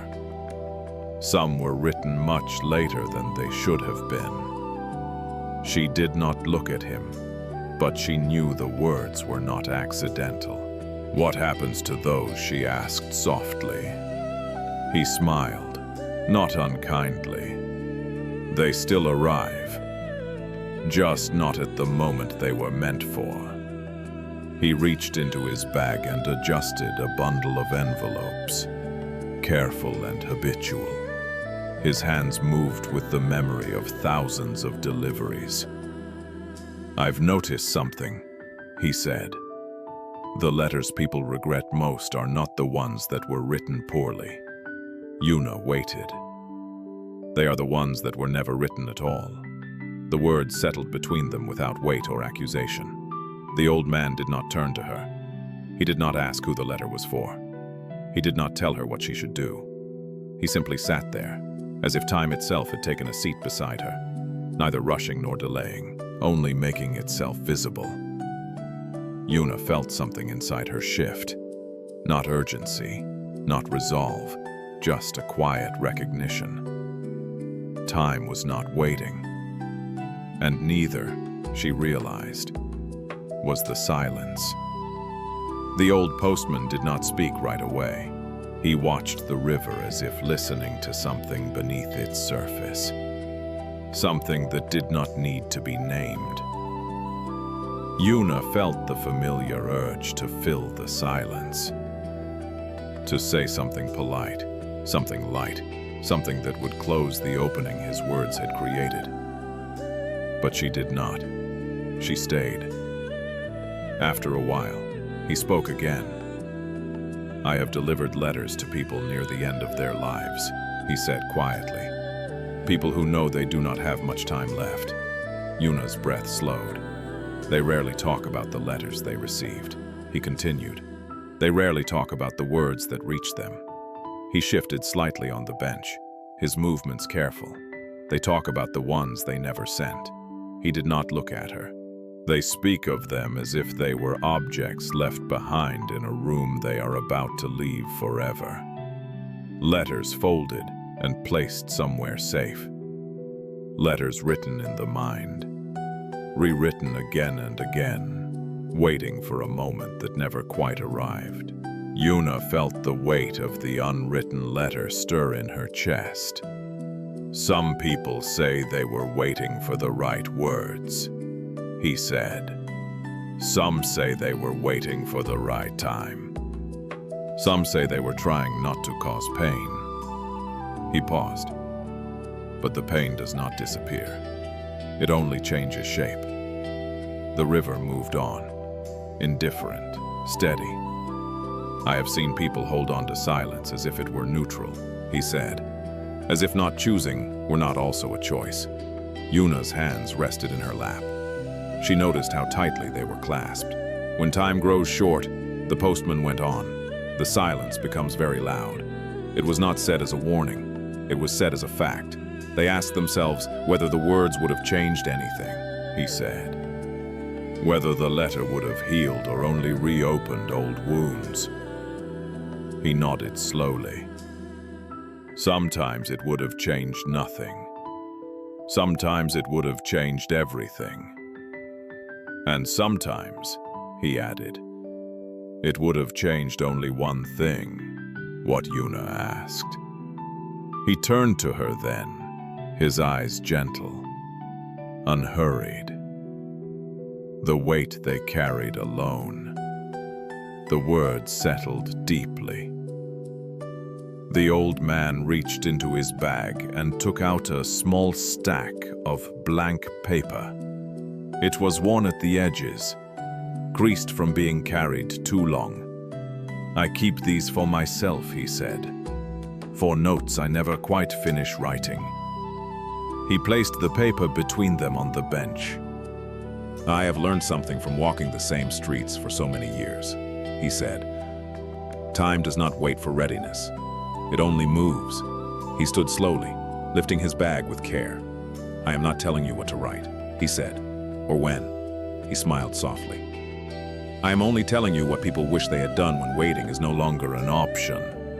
He nodded once, as if to mark the end of the conversation, and continued down the street. His steps measured, unhurried, disappearing into the rhythm of the town. Yuna remained on the bench. The river kept flowing. The paper lay beside her, blank and patient. And for the first time, the silence did not feel like protection. It felt like a question.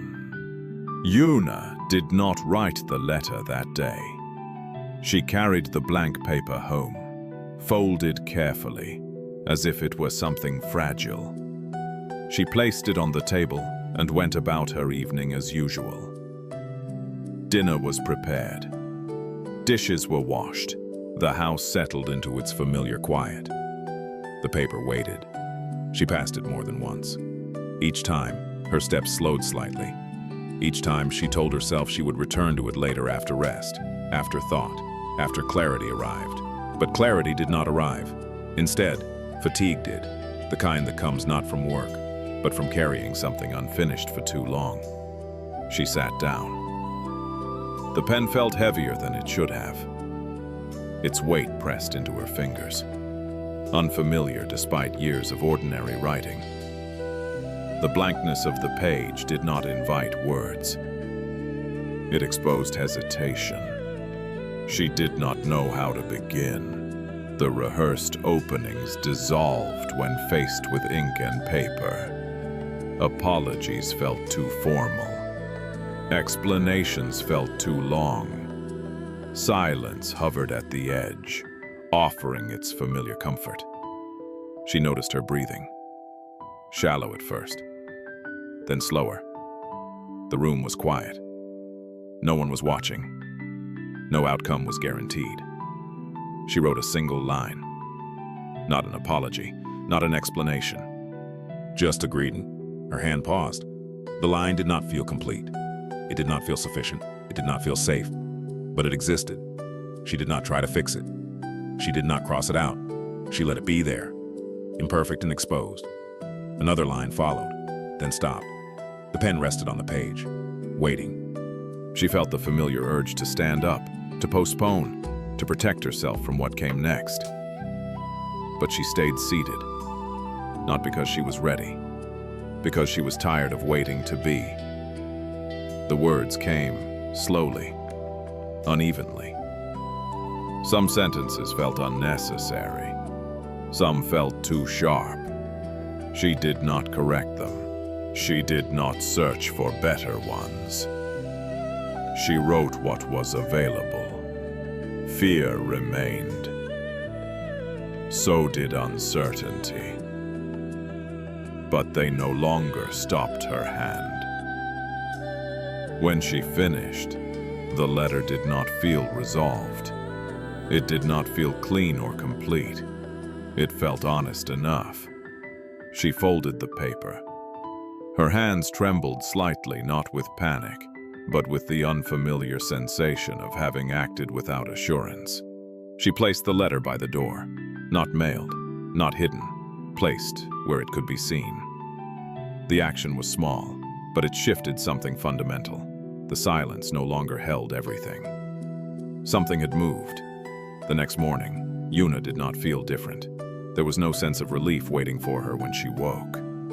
No clarity arrived overnight. The letter by the door did not glow with meaning or promise. It was simply there. She stood for a long moment before it, her coat already on, her bag in hand. The old reflex returned the familiar voice that suggested waiting just a little longer. Another day, another revision, another moment to be sure. She recognized the voice now. She did not argue with it. She picked up the letter. Outside, the air was cool. The street looked ordinary, unchanged by the decision she was carrying. People passed her without noticing. Life continued at its usual pace. The mailbox stood at the corner. Red, worn, unremarkable. She slowed as she approached it. Her hand tightened around the envelope. For a brief moment, she imagined turning back, placing the letter somewhere safe again, returning to the quiet certainty of not knowing. But she did not. She opened the slot and let the letter slide from her fingers. The sound it made was small, final. There was no ceremony, no witness, no immediate sense of release. She stood there for a moment longer than necessary, then closed the box and stepped back. The letter was gone. What happened next was unexpected. Nothing. No answer arrived. No emotion surged. No sudden peace replaced the tension she had carried for so long. But something essential had shifted. The silence no longer belonged only to her. It was shared now, moving between two people instead of being held entirely within one body. The weight she had carried alone had been set down, not because it was resolved, but because it had been offered. Yuna walked home slowly. The world felt slightly closer, sounds sharper, the ground more solid beneath her feet. These were not signs of happiness or closure. They were signs of presence. She knew the letter might not be received kindly. It might not be answered at all. It might arrive too late to change anything that mattered. She accepted this, not with resignation, with honesty. The act of writing had not guaranteed healing. Sending it had not promised reconciliation. But it had restored something quieter and more important. Movement. She had stepped out of the long pause. She had acted without certainty. She had spoken without protection. And in doing so, she had allowed life to move again. Unfinished, imperfect, real. That was enough. The future remained unknown. But the silence no longer owned her. They stood at the same crossing, though it did not look like one at the time. There was no signpost, no sense that anything irreversible was about to happen. Only an ordinary moment, quietly offering two directions. They had grown up together, same town, same schools, same long afternoons where the future felt distant and undefined. When they were young, it was easy to believe that life would eventually arrange itself, that choices could be revised, that nothing truly closed behind you. The first opportunity came suddenly. One of them received an offer to leave to travel, to work elsewhere, to step into a life that had no familiar outline. It was uncertain, poorly defined, and filled with risk. The other was offered something different. Stability, continuity, a chance to remain where he was, surrounded by people who knew his name, on ground that did not require explanation. They spoke about it late into the night, not with urgency, not with fear. They talked as if time were generous. The one who considered leaving spoke of curiosity, of wanting to see what else life might hold, of a quiet restlessness that had followed him for years. The one who considered staying spoke of responsibility, of family, of the value of building something slowly, in one place. Neither argument felt stronger than the other. Both made sense. In the end, the decision was not dramatic. There was no final conversation where everything was resolved, no clear moment where one path was chosen over the other with full awareness. One man packed his bags. The other returned to work the next morning.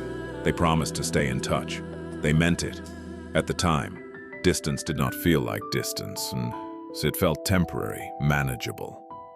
They did not know this was the moment their lives would begin to diverge quietly, steadily, without any need for conflict. The one who left did not feel brave. He felt uncertain, hopeful, and slightly afraid. The one who stayed did not feel trapped. He felt grounded, useful, and relieved not to be starting from nothing. Both felt they were doing the sensible thing. Neither imagined regret. Neither believed that this choice would follow them for decades, shaping how they understood themselves, how they measured their lives, how they would one day look back and wonder, not whether they chose correctly, but whether they had truly lived inside the choice they made. At the crossing, nothing looked final. The road did not announce its cost. And so they stepped forward, each in his own direction, carrying the quiet assumption that life would eventually confirm their decision. It would take many years before either of them realized that life does not confirm choices. It only reflects how fully they are lived. In the beginning, both lives moved forward without resistance. The man who left learned new streets, new languages of gesture and tone. He lived lightly, carrying only what he needed, adapting quickly because there was no other option. Days were unpredictable. Some were lonely. Some were full. He told himself this was what growth felt like. He wrote home occasionally. His letters were brief, filled with observations rather than emotion. New places, new work, new faces that passed through his life and then moved on. From the outside, it looked like freedom. The man who stayed settled into routine. Work came steadily. Relationships deepened slowly, built on shared history and reliability. He became someone others could count on. His days followed a rhythm that did not surprise him. From the outside, it looked like stability. They thought of each other often in those early years. The one who left imagined the comfort of familiarity. He pictured meals eaten without explanation, conversations that did not require translation. Sometimes, when the weight of uncertainty pressed in, he wondered what it would be like to stop moving. The one who stayed imagined distance. He thought of wide roads, unfamiliar skies, the quiet thrill of beginning again where no one knew your past. On long evenings, he wondered what version of himself might have emerged if he had gone. Neither man felt regret. The thoughts were light, passing curiosities rather than sharp questions. Life felt open enough that there was no need to measure what had been lost. They compared themselves only gently. When letters arrived, they were read with interest, not envy. Each man found confirmation in the other's life that his own choice had been reasonable. The one who left told himself he would return someday, carrying stories and experience. The one who stayed told himself that leaving was still possible, if the moment ever called for it. Time, they believed, was flexible. Years passed this way. The novelty of departure faded into work and responsibility. The comfort of staying settled into familiarity and repetition. Both lives gained weight, layers, obligations, and slowly, without announcement, the sense of endless possibility narrowed. The man who left realized that movement could also become a habit, that constant change could prevent depth, that leaving was easier than staying long enough to be fully seen. The man who stayed realized that stability could also become inertia, that being reliable sometimes meant postponing desire, that staying could quietly limit what felt possible. These realizations did not arrive as crises.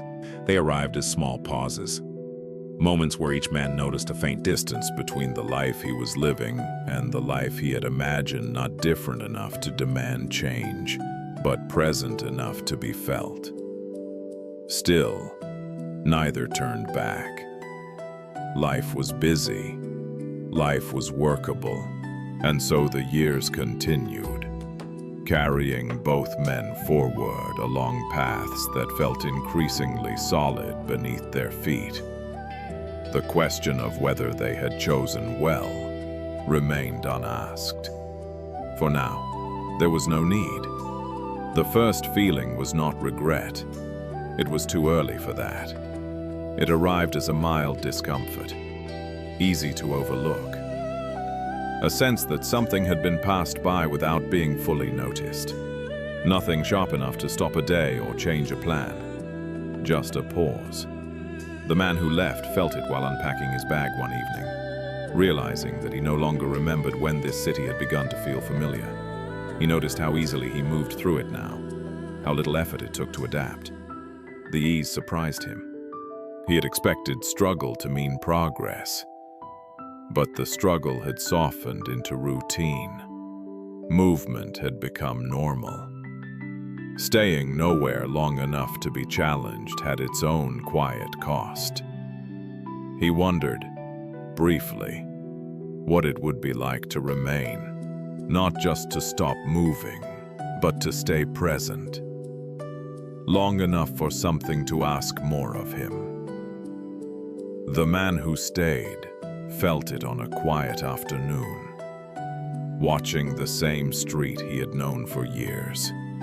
He noticed how predictable the light had become, how the day unfolded without resistance. There was comfort in this. And yet, beneath the comfort, a question surfaced. When had he last been surprised by himself? He did not feel trapped. He did not feel unhappy. He felt capable, useful, embedded in a life that worked. But the question did not leave. Both men carried these moments lightly.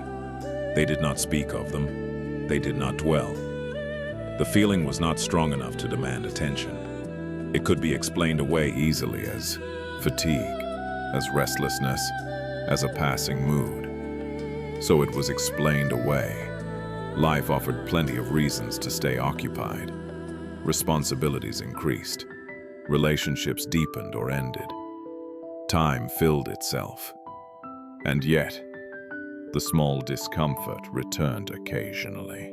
The man who left felt it when he avoided commitment, choosing the next place before the current one could ask for more. The man who stayed felt it when he postponed desires, telling himself there would be time later. Neither man wished for the other's life. What they noticed instead was subtler. They wished they had been more present inside their own. The realization did not accuse them. It did not say, "You chose wrong." It whispered something gentler and harder to ignore. "You are not fully here." The thought lingered, without urgency. It did not yet ask for change. It only asked to be noticed. And so the hat mom, the seed, settled quietly. Not as regret, as awareness. An awareness that would grow slowly, shaped by years still to come. Waiting for the moment when both men would finally be forced to look back, not to judge their choices, but to ask how completely they had lived them. They did not plan the meeting. It happened the way many important things do, quietly, without announcement, without the sense that anything needed to be prepared. A shared name mentioned in passing. A familiar face noticed across a room. A pause that lasted half a second longer than expected. Recognition arrived first, not as memory, but as feeling. The man who left noticed the posture before the face, the way the other stood, slightly angled, as if accustomed to waiting. The man who stayed noticed the eyes, the way they scanned a space without settling, as if movement were still an option. They were older now. Time had marked them differently. Lines at the corners of the eyes, hair thinned or grayed. The body carried its history more openly than before. They smiled. The smile was careful, not restrained by distance, but shaped by it. Years collapsed into a few seconds, then stretched again as both men searched for the right way to stand in front of someone who knew their beginnings. "How long has it been?" one asked. "Long enough," the other replied. They sat, not across from each other, but beside, as if facing the same direction felt easier. Conversation began with the ordinary where they lived now, how their days were filled, the people who had come and gone.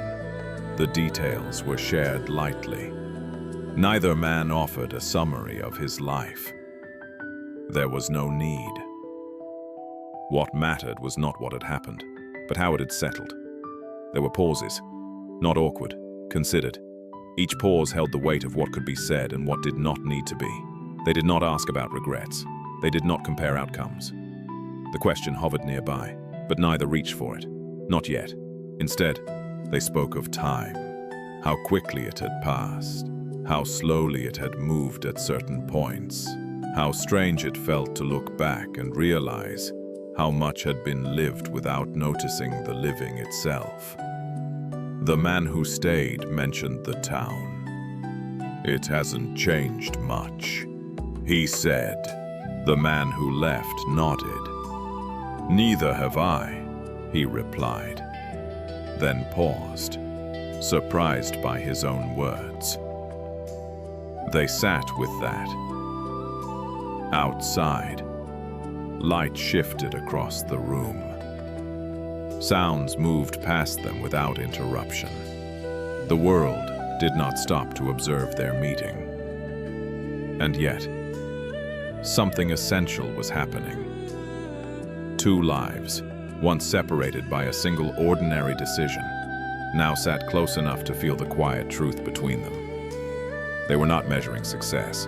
They were noticing presence, not who had gone farther, not who had built more, but how fully each had been here, moment by moment, inside the life he had chosen. The recognition did not sting, it did not soothe, it simply existed, a shared understanding that the distance between them had never been about miles or years. It had been about attention. They sat a while longer, letting the conversation rest where it was. Neither rushed to fill the space. Both sensed that the harder part of the meeting had not yet arrived, but that when it did, it would not come as a confrontation. It would come as honesty. The conversation slowed, without ending. Words continued to appear, but they no longer carried the weight. They spoke of small things, weather, travel, ordinary routines, topics that did not ask too much of either of them. What mattered was happening elsewhere. In the pauses, each man sensed the shape of what the other was not saying. Not because it was hidden, but because it did not need to be uncovered. It was already there, sitting between them, as familiar as their shared history. The man who left noticed how carefully the other chose his words, how he spoke without complaint, without emphasis, as if long practice had taught him to keep certain thoughts contained.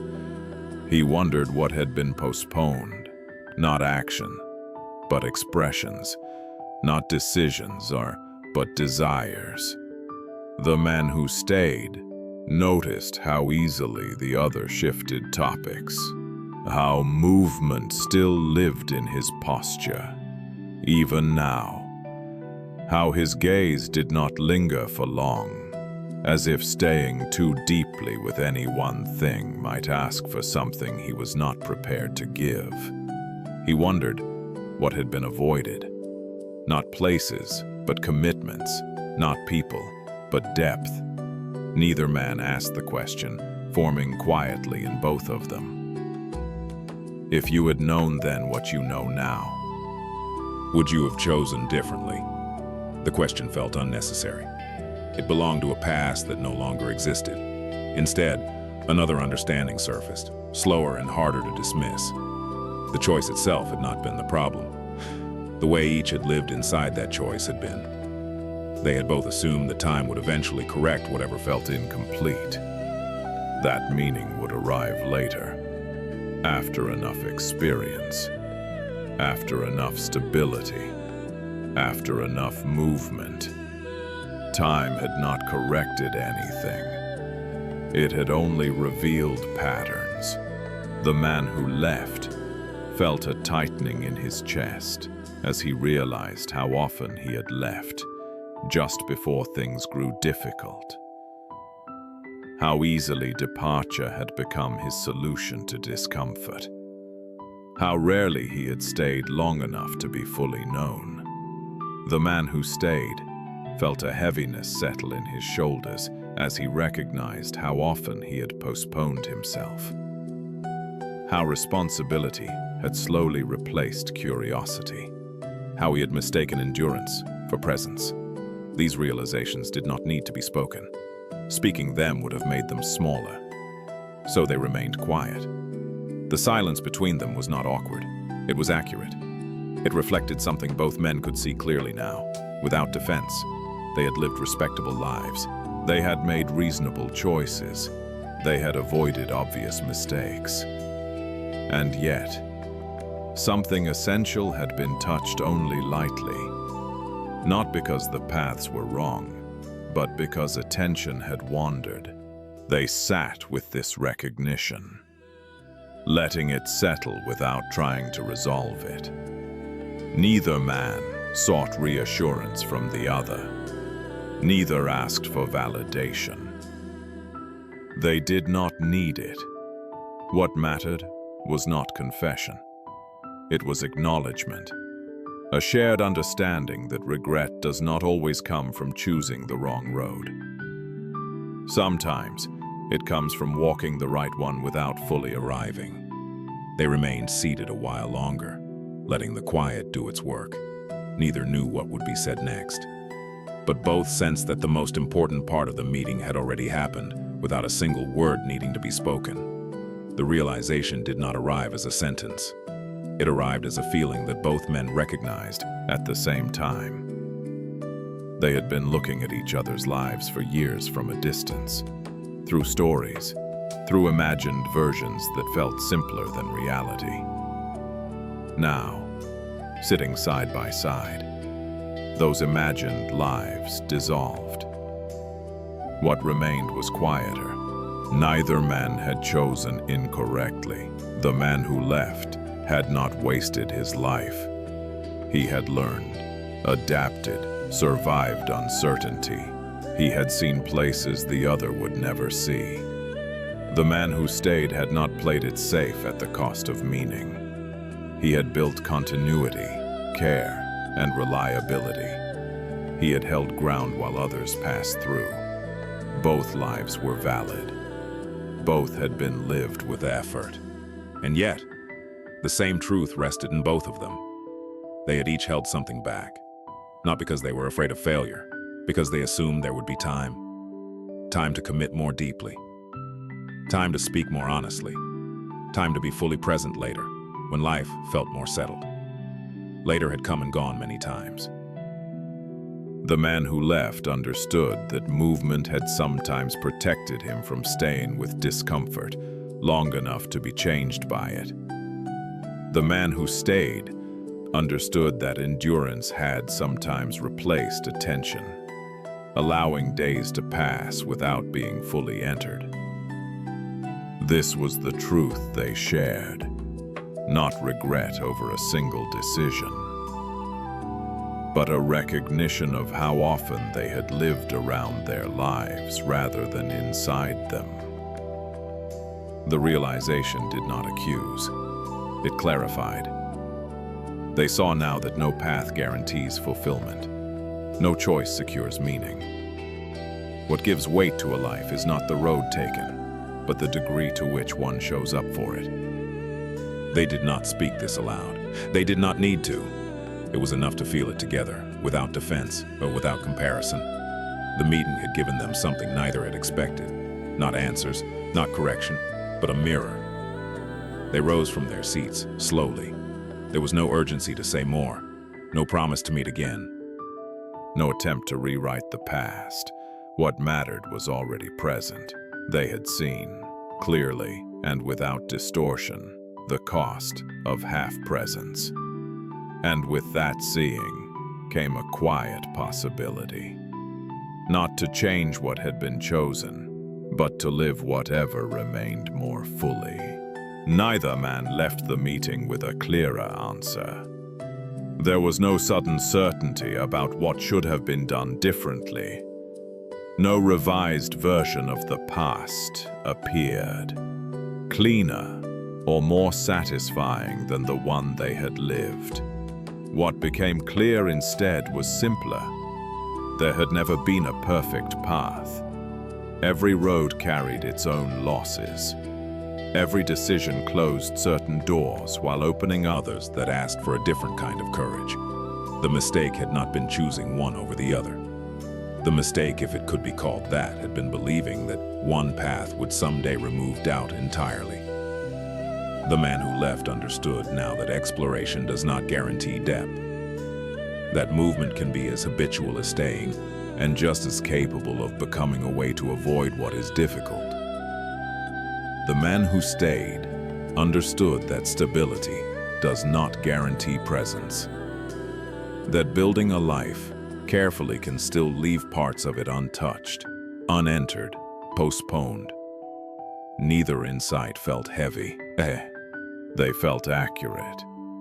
Both men saw that they had spent years imagining an alternate life quietly, without obsession, but often enough to shape how they felt about the one they were living.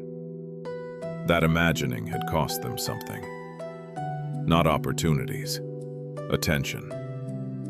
They had looked sideways too often, measuring, comparing, wondering. And in doing so, they had stepped slightly outside their own days, watching instead of inhabiting. The truth did not demand regret. It invited responsibility. Not for the past, which could not be changed, but for what remained. For the days still unfolding, imperfect and unfinished, asking only to be lived directly. There was no promise that living more fully would erase the sense of loss. Loss, they understood now, was part of choosing. To choose was to let go of something else. But letting go did not require withdrawal. It required presence. The realization settled gently. No road was wrong. No road was complete on its own. What gave a path its weight was not where it led, but how honestly one walked it. They did not need to agree on anything else. This understanding was enough to carry forward, quietly, without urgency, into whatever time remained. What both men saw, with a clarity that did not accuse, was how rare full presence had been. Not rare in moments of crisis or celebration, when attention arrives naturally. Rare in the ordinary stretches of life, where days repeat and nothing demands urgency. They had both learned to function well. One had learned to adapt, the other had learned to endure. But functioning had quietly replaced inhabiting. The man who left recognized how often he had lived slightly ahead of himself, planning the next move, anticipating the next place, keeping a part of his attention in reserve. Even when he was present, something in him remained prepared to leave. The man who stayed recognized how often he had lived slightly behind himself, fulfilling expectations, maintaining continuity, postponing curiosity. Even when he was reliable, something in him remained unopened. Neither pattern was wrong. Both were incomplete. Presence, they understood now, was not about intensity. It was not about squeezing meaning from experience or making life feel special. It was about staying. Staying with a conversation long enough for silence to appear. Staying with discomfort long enough for it to teach something. Staying with routine long enough to notice the life moving quietly inside it. They saw how often they had stepped away from this staying. Not dramatically, not consciously. In small ways that added up. Checking out just a little, holding back just enough, living with one foot always somewhere else. The cost of this was subtle. Life did not collapse. Nothing obvious broke. But something thinned. Days lost texture. Moments pass without landing. Experiences accumulated without settling deeply. The realization did not ask them to fix anything. It asked them to notice. To notice when attention drifted. To notice when presence was postponed. To notice how often life was treated as something to manage rather than something to enter. They understood that full presence would not eliminate regret. Regret, like loss, and belong to living. But presence would change its quality. It would make regret cleaner, less tangled in avoidance, less weighted by the sense that something essential had been missed. What was rare, they saw, was not the right choice. It was the willingness to be fully where one already was. And that willingness did not depend on changing paths. It depended on stopping the habit of partial arrival. They did not speak of this. They did not need to. The understanding had already settled, quietly reshaping how each man would meet the days ahead, whatever form those days might take. The meeting did not change their lives, not in any visible way. They did not return home and make sudden decisions. They did not rewrite their stories or correct their paths. The past remained exactly as it was, complete, unfinished, irreversible. What changed was quieter. Each man carried away a softened attention, a gentler way of standing inside his own life. Less urgency to explain himself, less need to compare. They understood now that nothing needed to be fixed. Life did not require correction, only presence. As they parted, there was no promise to stay in touch, no declaration of what came next. Such promises belonged to another rhythm. This rhythm was slower, the kind that does not hurry toward meaning, the kind that allows moments to pass without holding on to them. They walked away separately, not heavier, not lighter, simply more settled.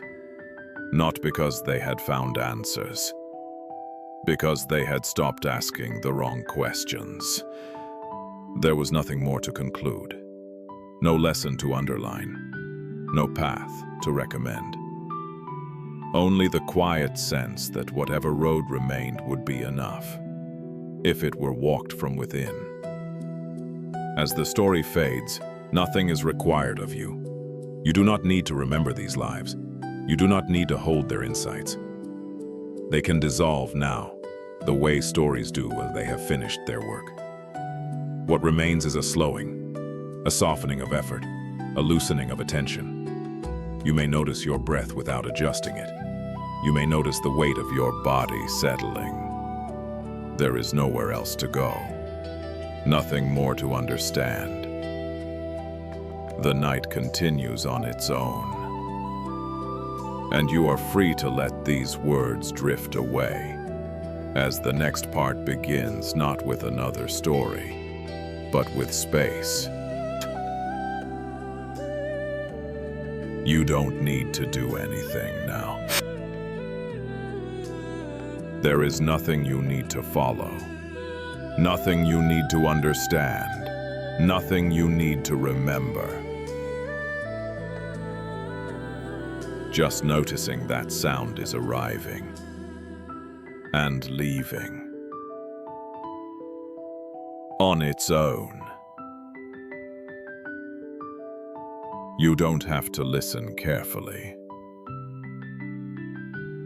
Even drifting in and out is already enough. Somewhere, breathing is happening. Not because you are controlling it, but because it has always known how. Air moves in, and then it moves out. And there is no effort required for either. You may notice the weight of your body now. Or maybe you don't. Both are fine. The surface beneath you is already holding everything. You don't need to hold yourself up. Gravity has been doing this work for you your entire life. There is a quiet permission here to stop participating, Thoughts may still appear. That's all right. They don't need answers tonight. They can move the way clouds move when no one is watching. Breathing is still happening. Even if you are no longer paying attention to it. There is nothing you need to adjust. No rhythm to find. No depth to reach. The breath knows where to go. It always has. You may begin to sense how the body is becoming heavier now. Not suddenly, not dramatically, just a gentle increase in the feeling of being held. The weight of the head resting wherever it is. The neck no longer needing to support anything. The shoulders having permission to sink a little lower than they usually do. Nothing needs to be straight. Nothing needs to be aligned. The body does not need to perform rest correctly. It already knows how to let go. Each breath out is a small release that does not ask to be noticed. Air leaves and something loosens. Not because you are doing it, but because it happens naturally when nothing interferes. You may notice muscles you were not aware of softening. Or maybe you don't notice at all. Both are signs that things are working exactly as they should. The surface beneath you is steady and patient. It is not asking anything in return. You can allow yourself to trust it. Breath moves in. Breath moves out. And between those movements, there is a quiet pause where nothing is required. You don't need to hold that pause.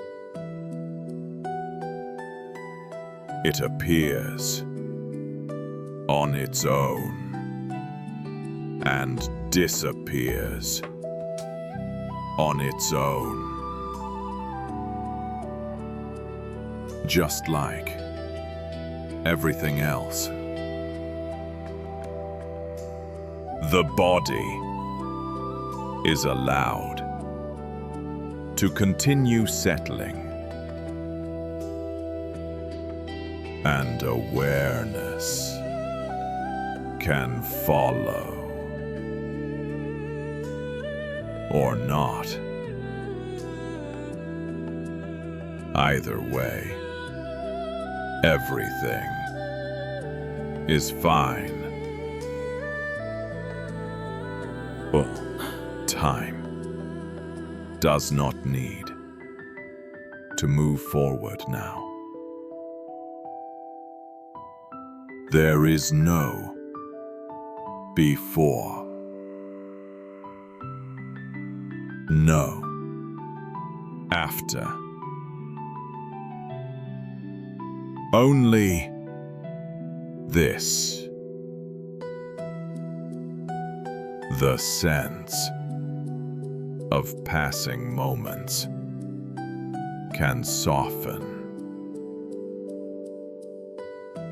Nothing is counting. Nothing is tracking how long this has been happening. You don't need to know where you are in the night. There is no schedule here. No moment waiting for the next. Experience can stretch or blur. It does not need to form a sequence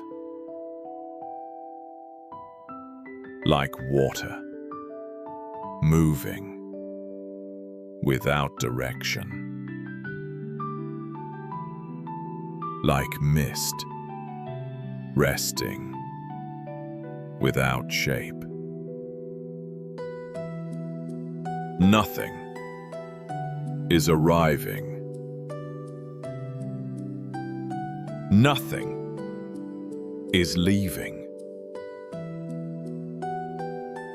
There is no need to notice change. Change is already included. You may feel as though the body is floating or sinking, or neither. All of these exist outside of time. Awareness does not need to stay awake. It can wander. It can fade, It can pause. Nothing is lost when awareness loosens. There is no place to arrive. No moment to complete. The night is not moving toward morning. It is simply here. And you do not need to be present for it. Sleep does not happen in time. It happens when time is no longer being held. You can let this moment stretch until it has no edges. Nothing more needs to happen. There is nothing you need to let go of. Letting go is not something you have to do. Even holding on does not need to stop. The effort to relax can rest now. There is no instruction to follow. No step to complete. If the mind tries to stay involved, it does not need to be pushed away. It can grow tired on its own. Nothing will fall apart if attention disappears. Nothing needs to be held together. The body knows how to sleep without supervision. Breathing continues without effort. The heart continues without direction. There is no need to stay present. Presence can rest too. If awareness fades, nothing is lost. If it stays, nothing needs to happen. There is no right amount of sleep to reach. No threshold to cross. Sleep does not arrive because you allow it. It arrives when nothing is being resisted. You don't need to surrender. Even surrender can rest. The sense of doing can soften until it no longer needs to be there. Nothing is required from you now. You are free to disappear from effort. You don't need to listen anymore. The sound can fade on its own. There is nothing left to follow. Breathing continues. The body rests. No attention is required. If awareness dims, nothing is missing. If everything becomes quiet, that is enough. You don't need to stay here. You don't need to go anywhere. The night is already holding everything.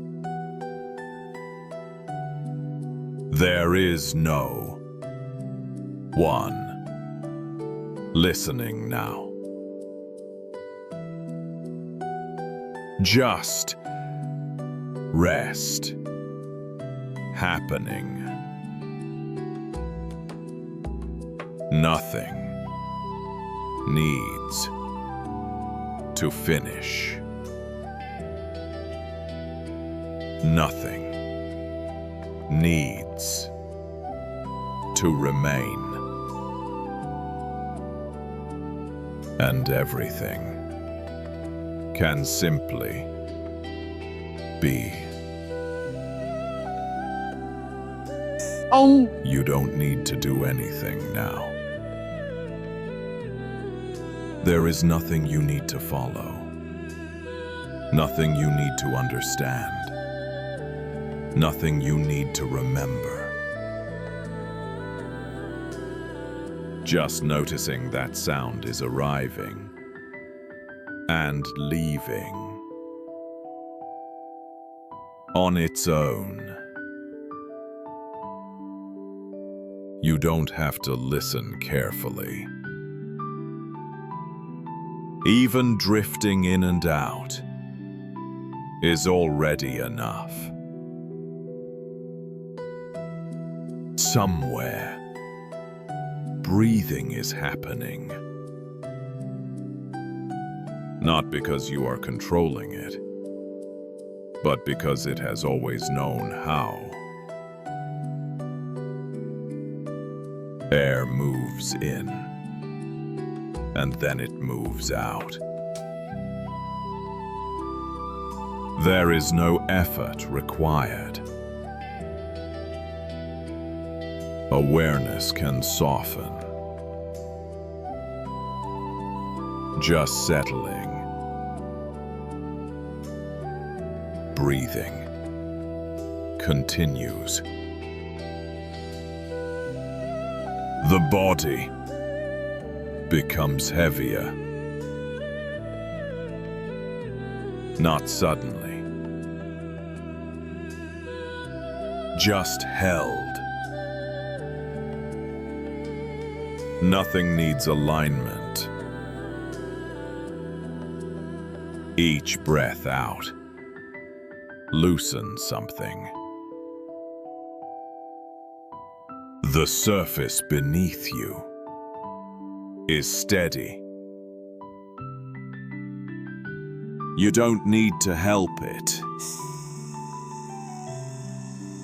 The body knows.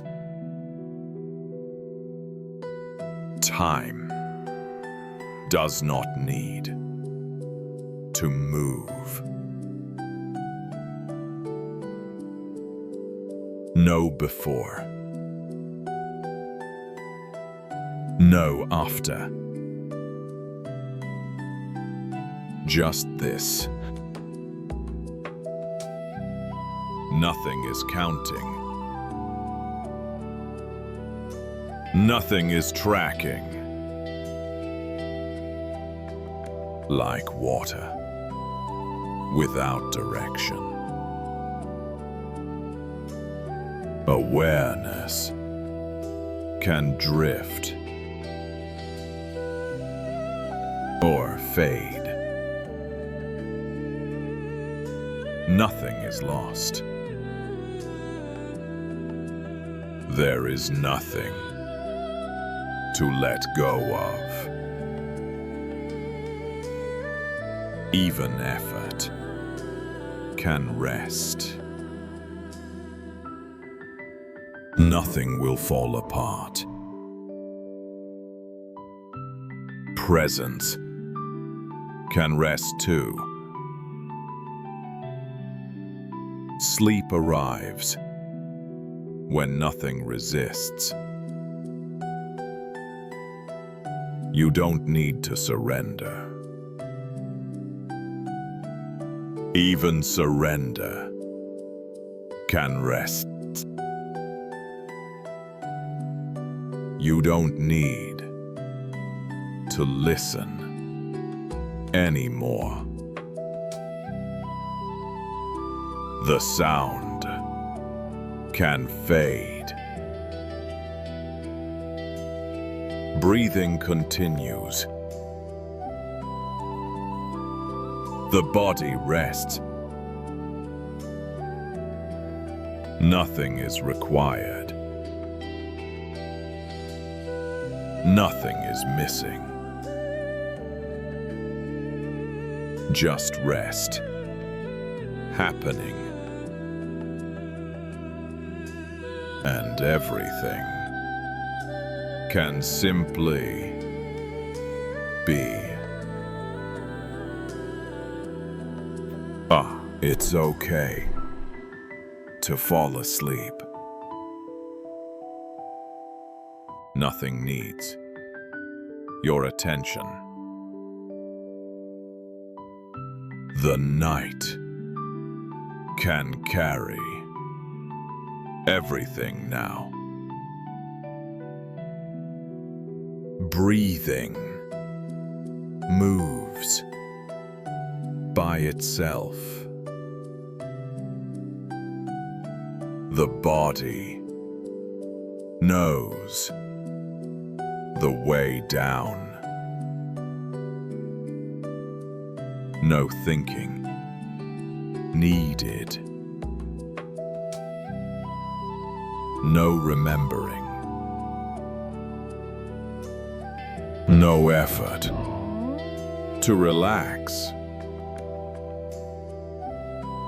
If the mind wanders, let it wander.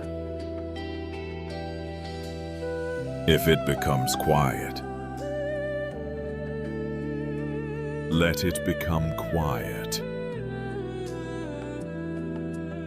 You don't have to hold the day. You don't have to solve anything. Just this bed.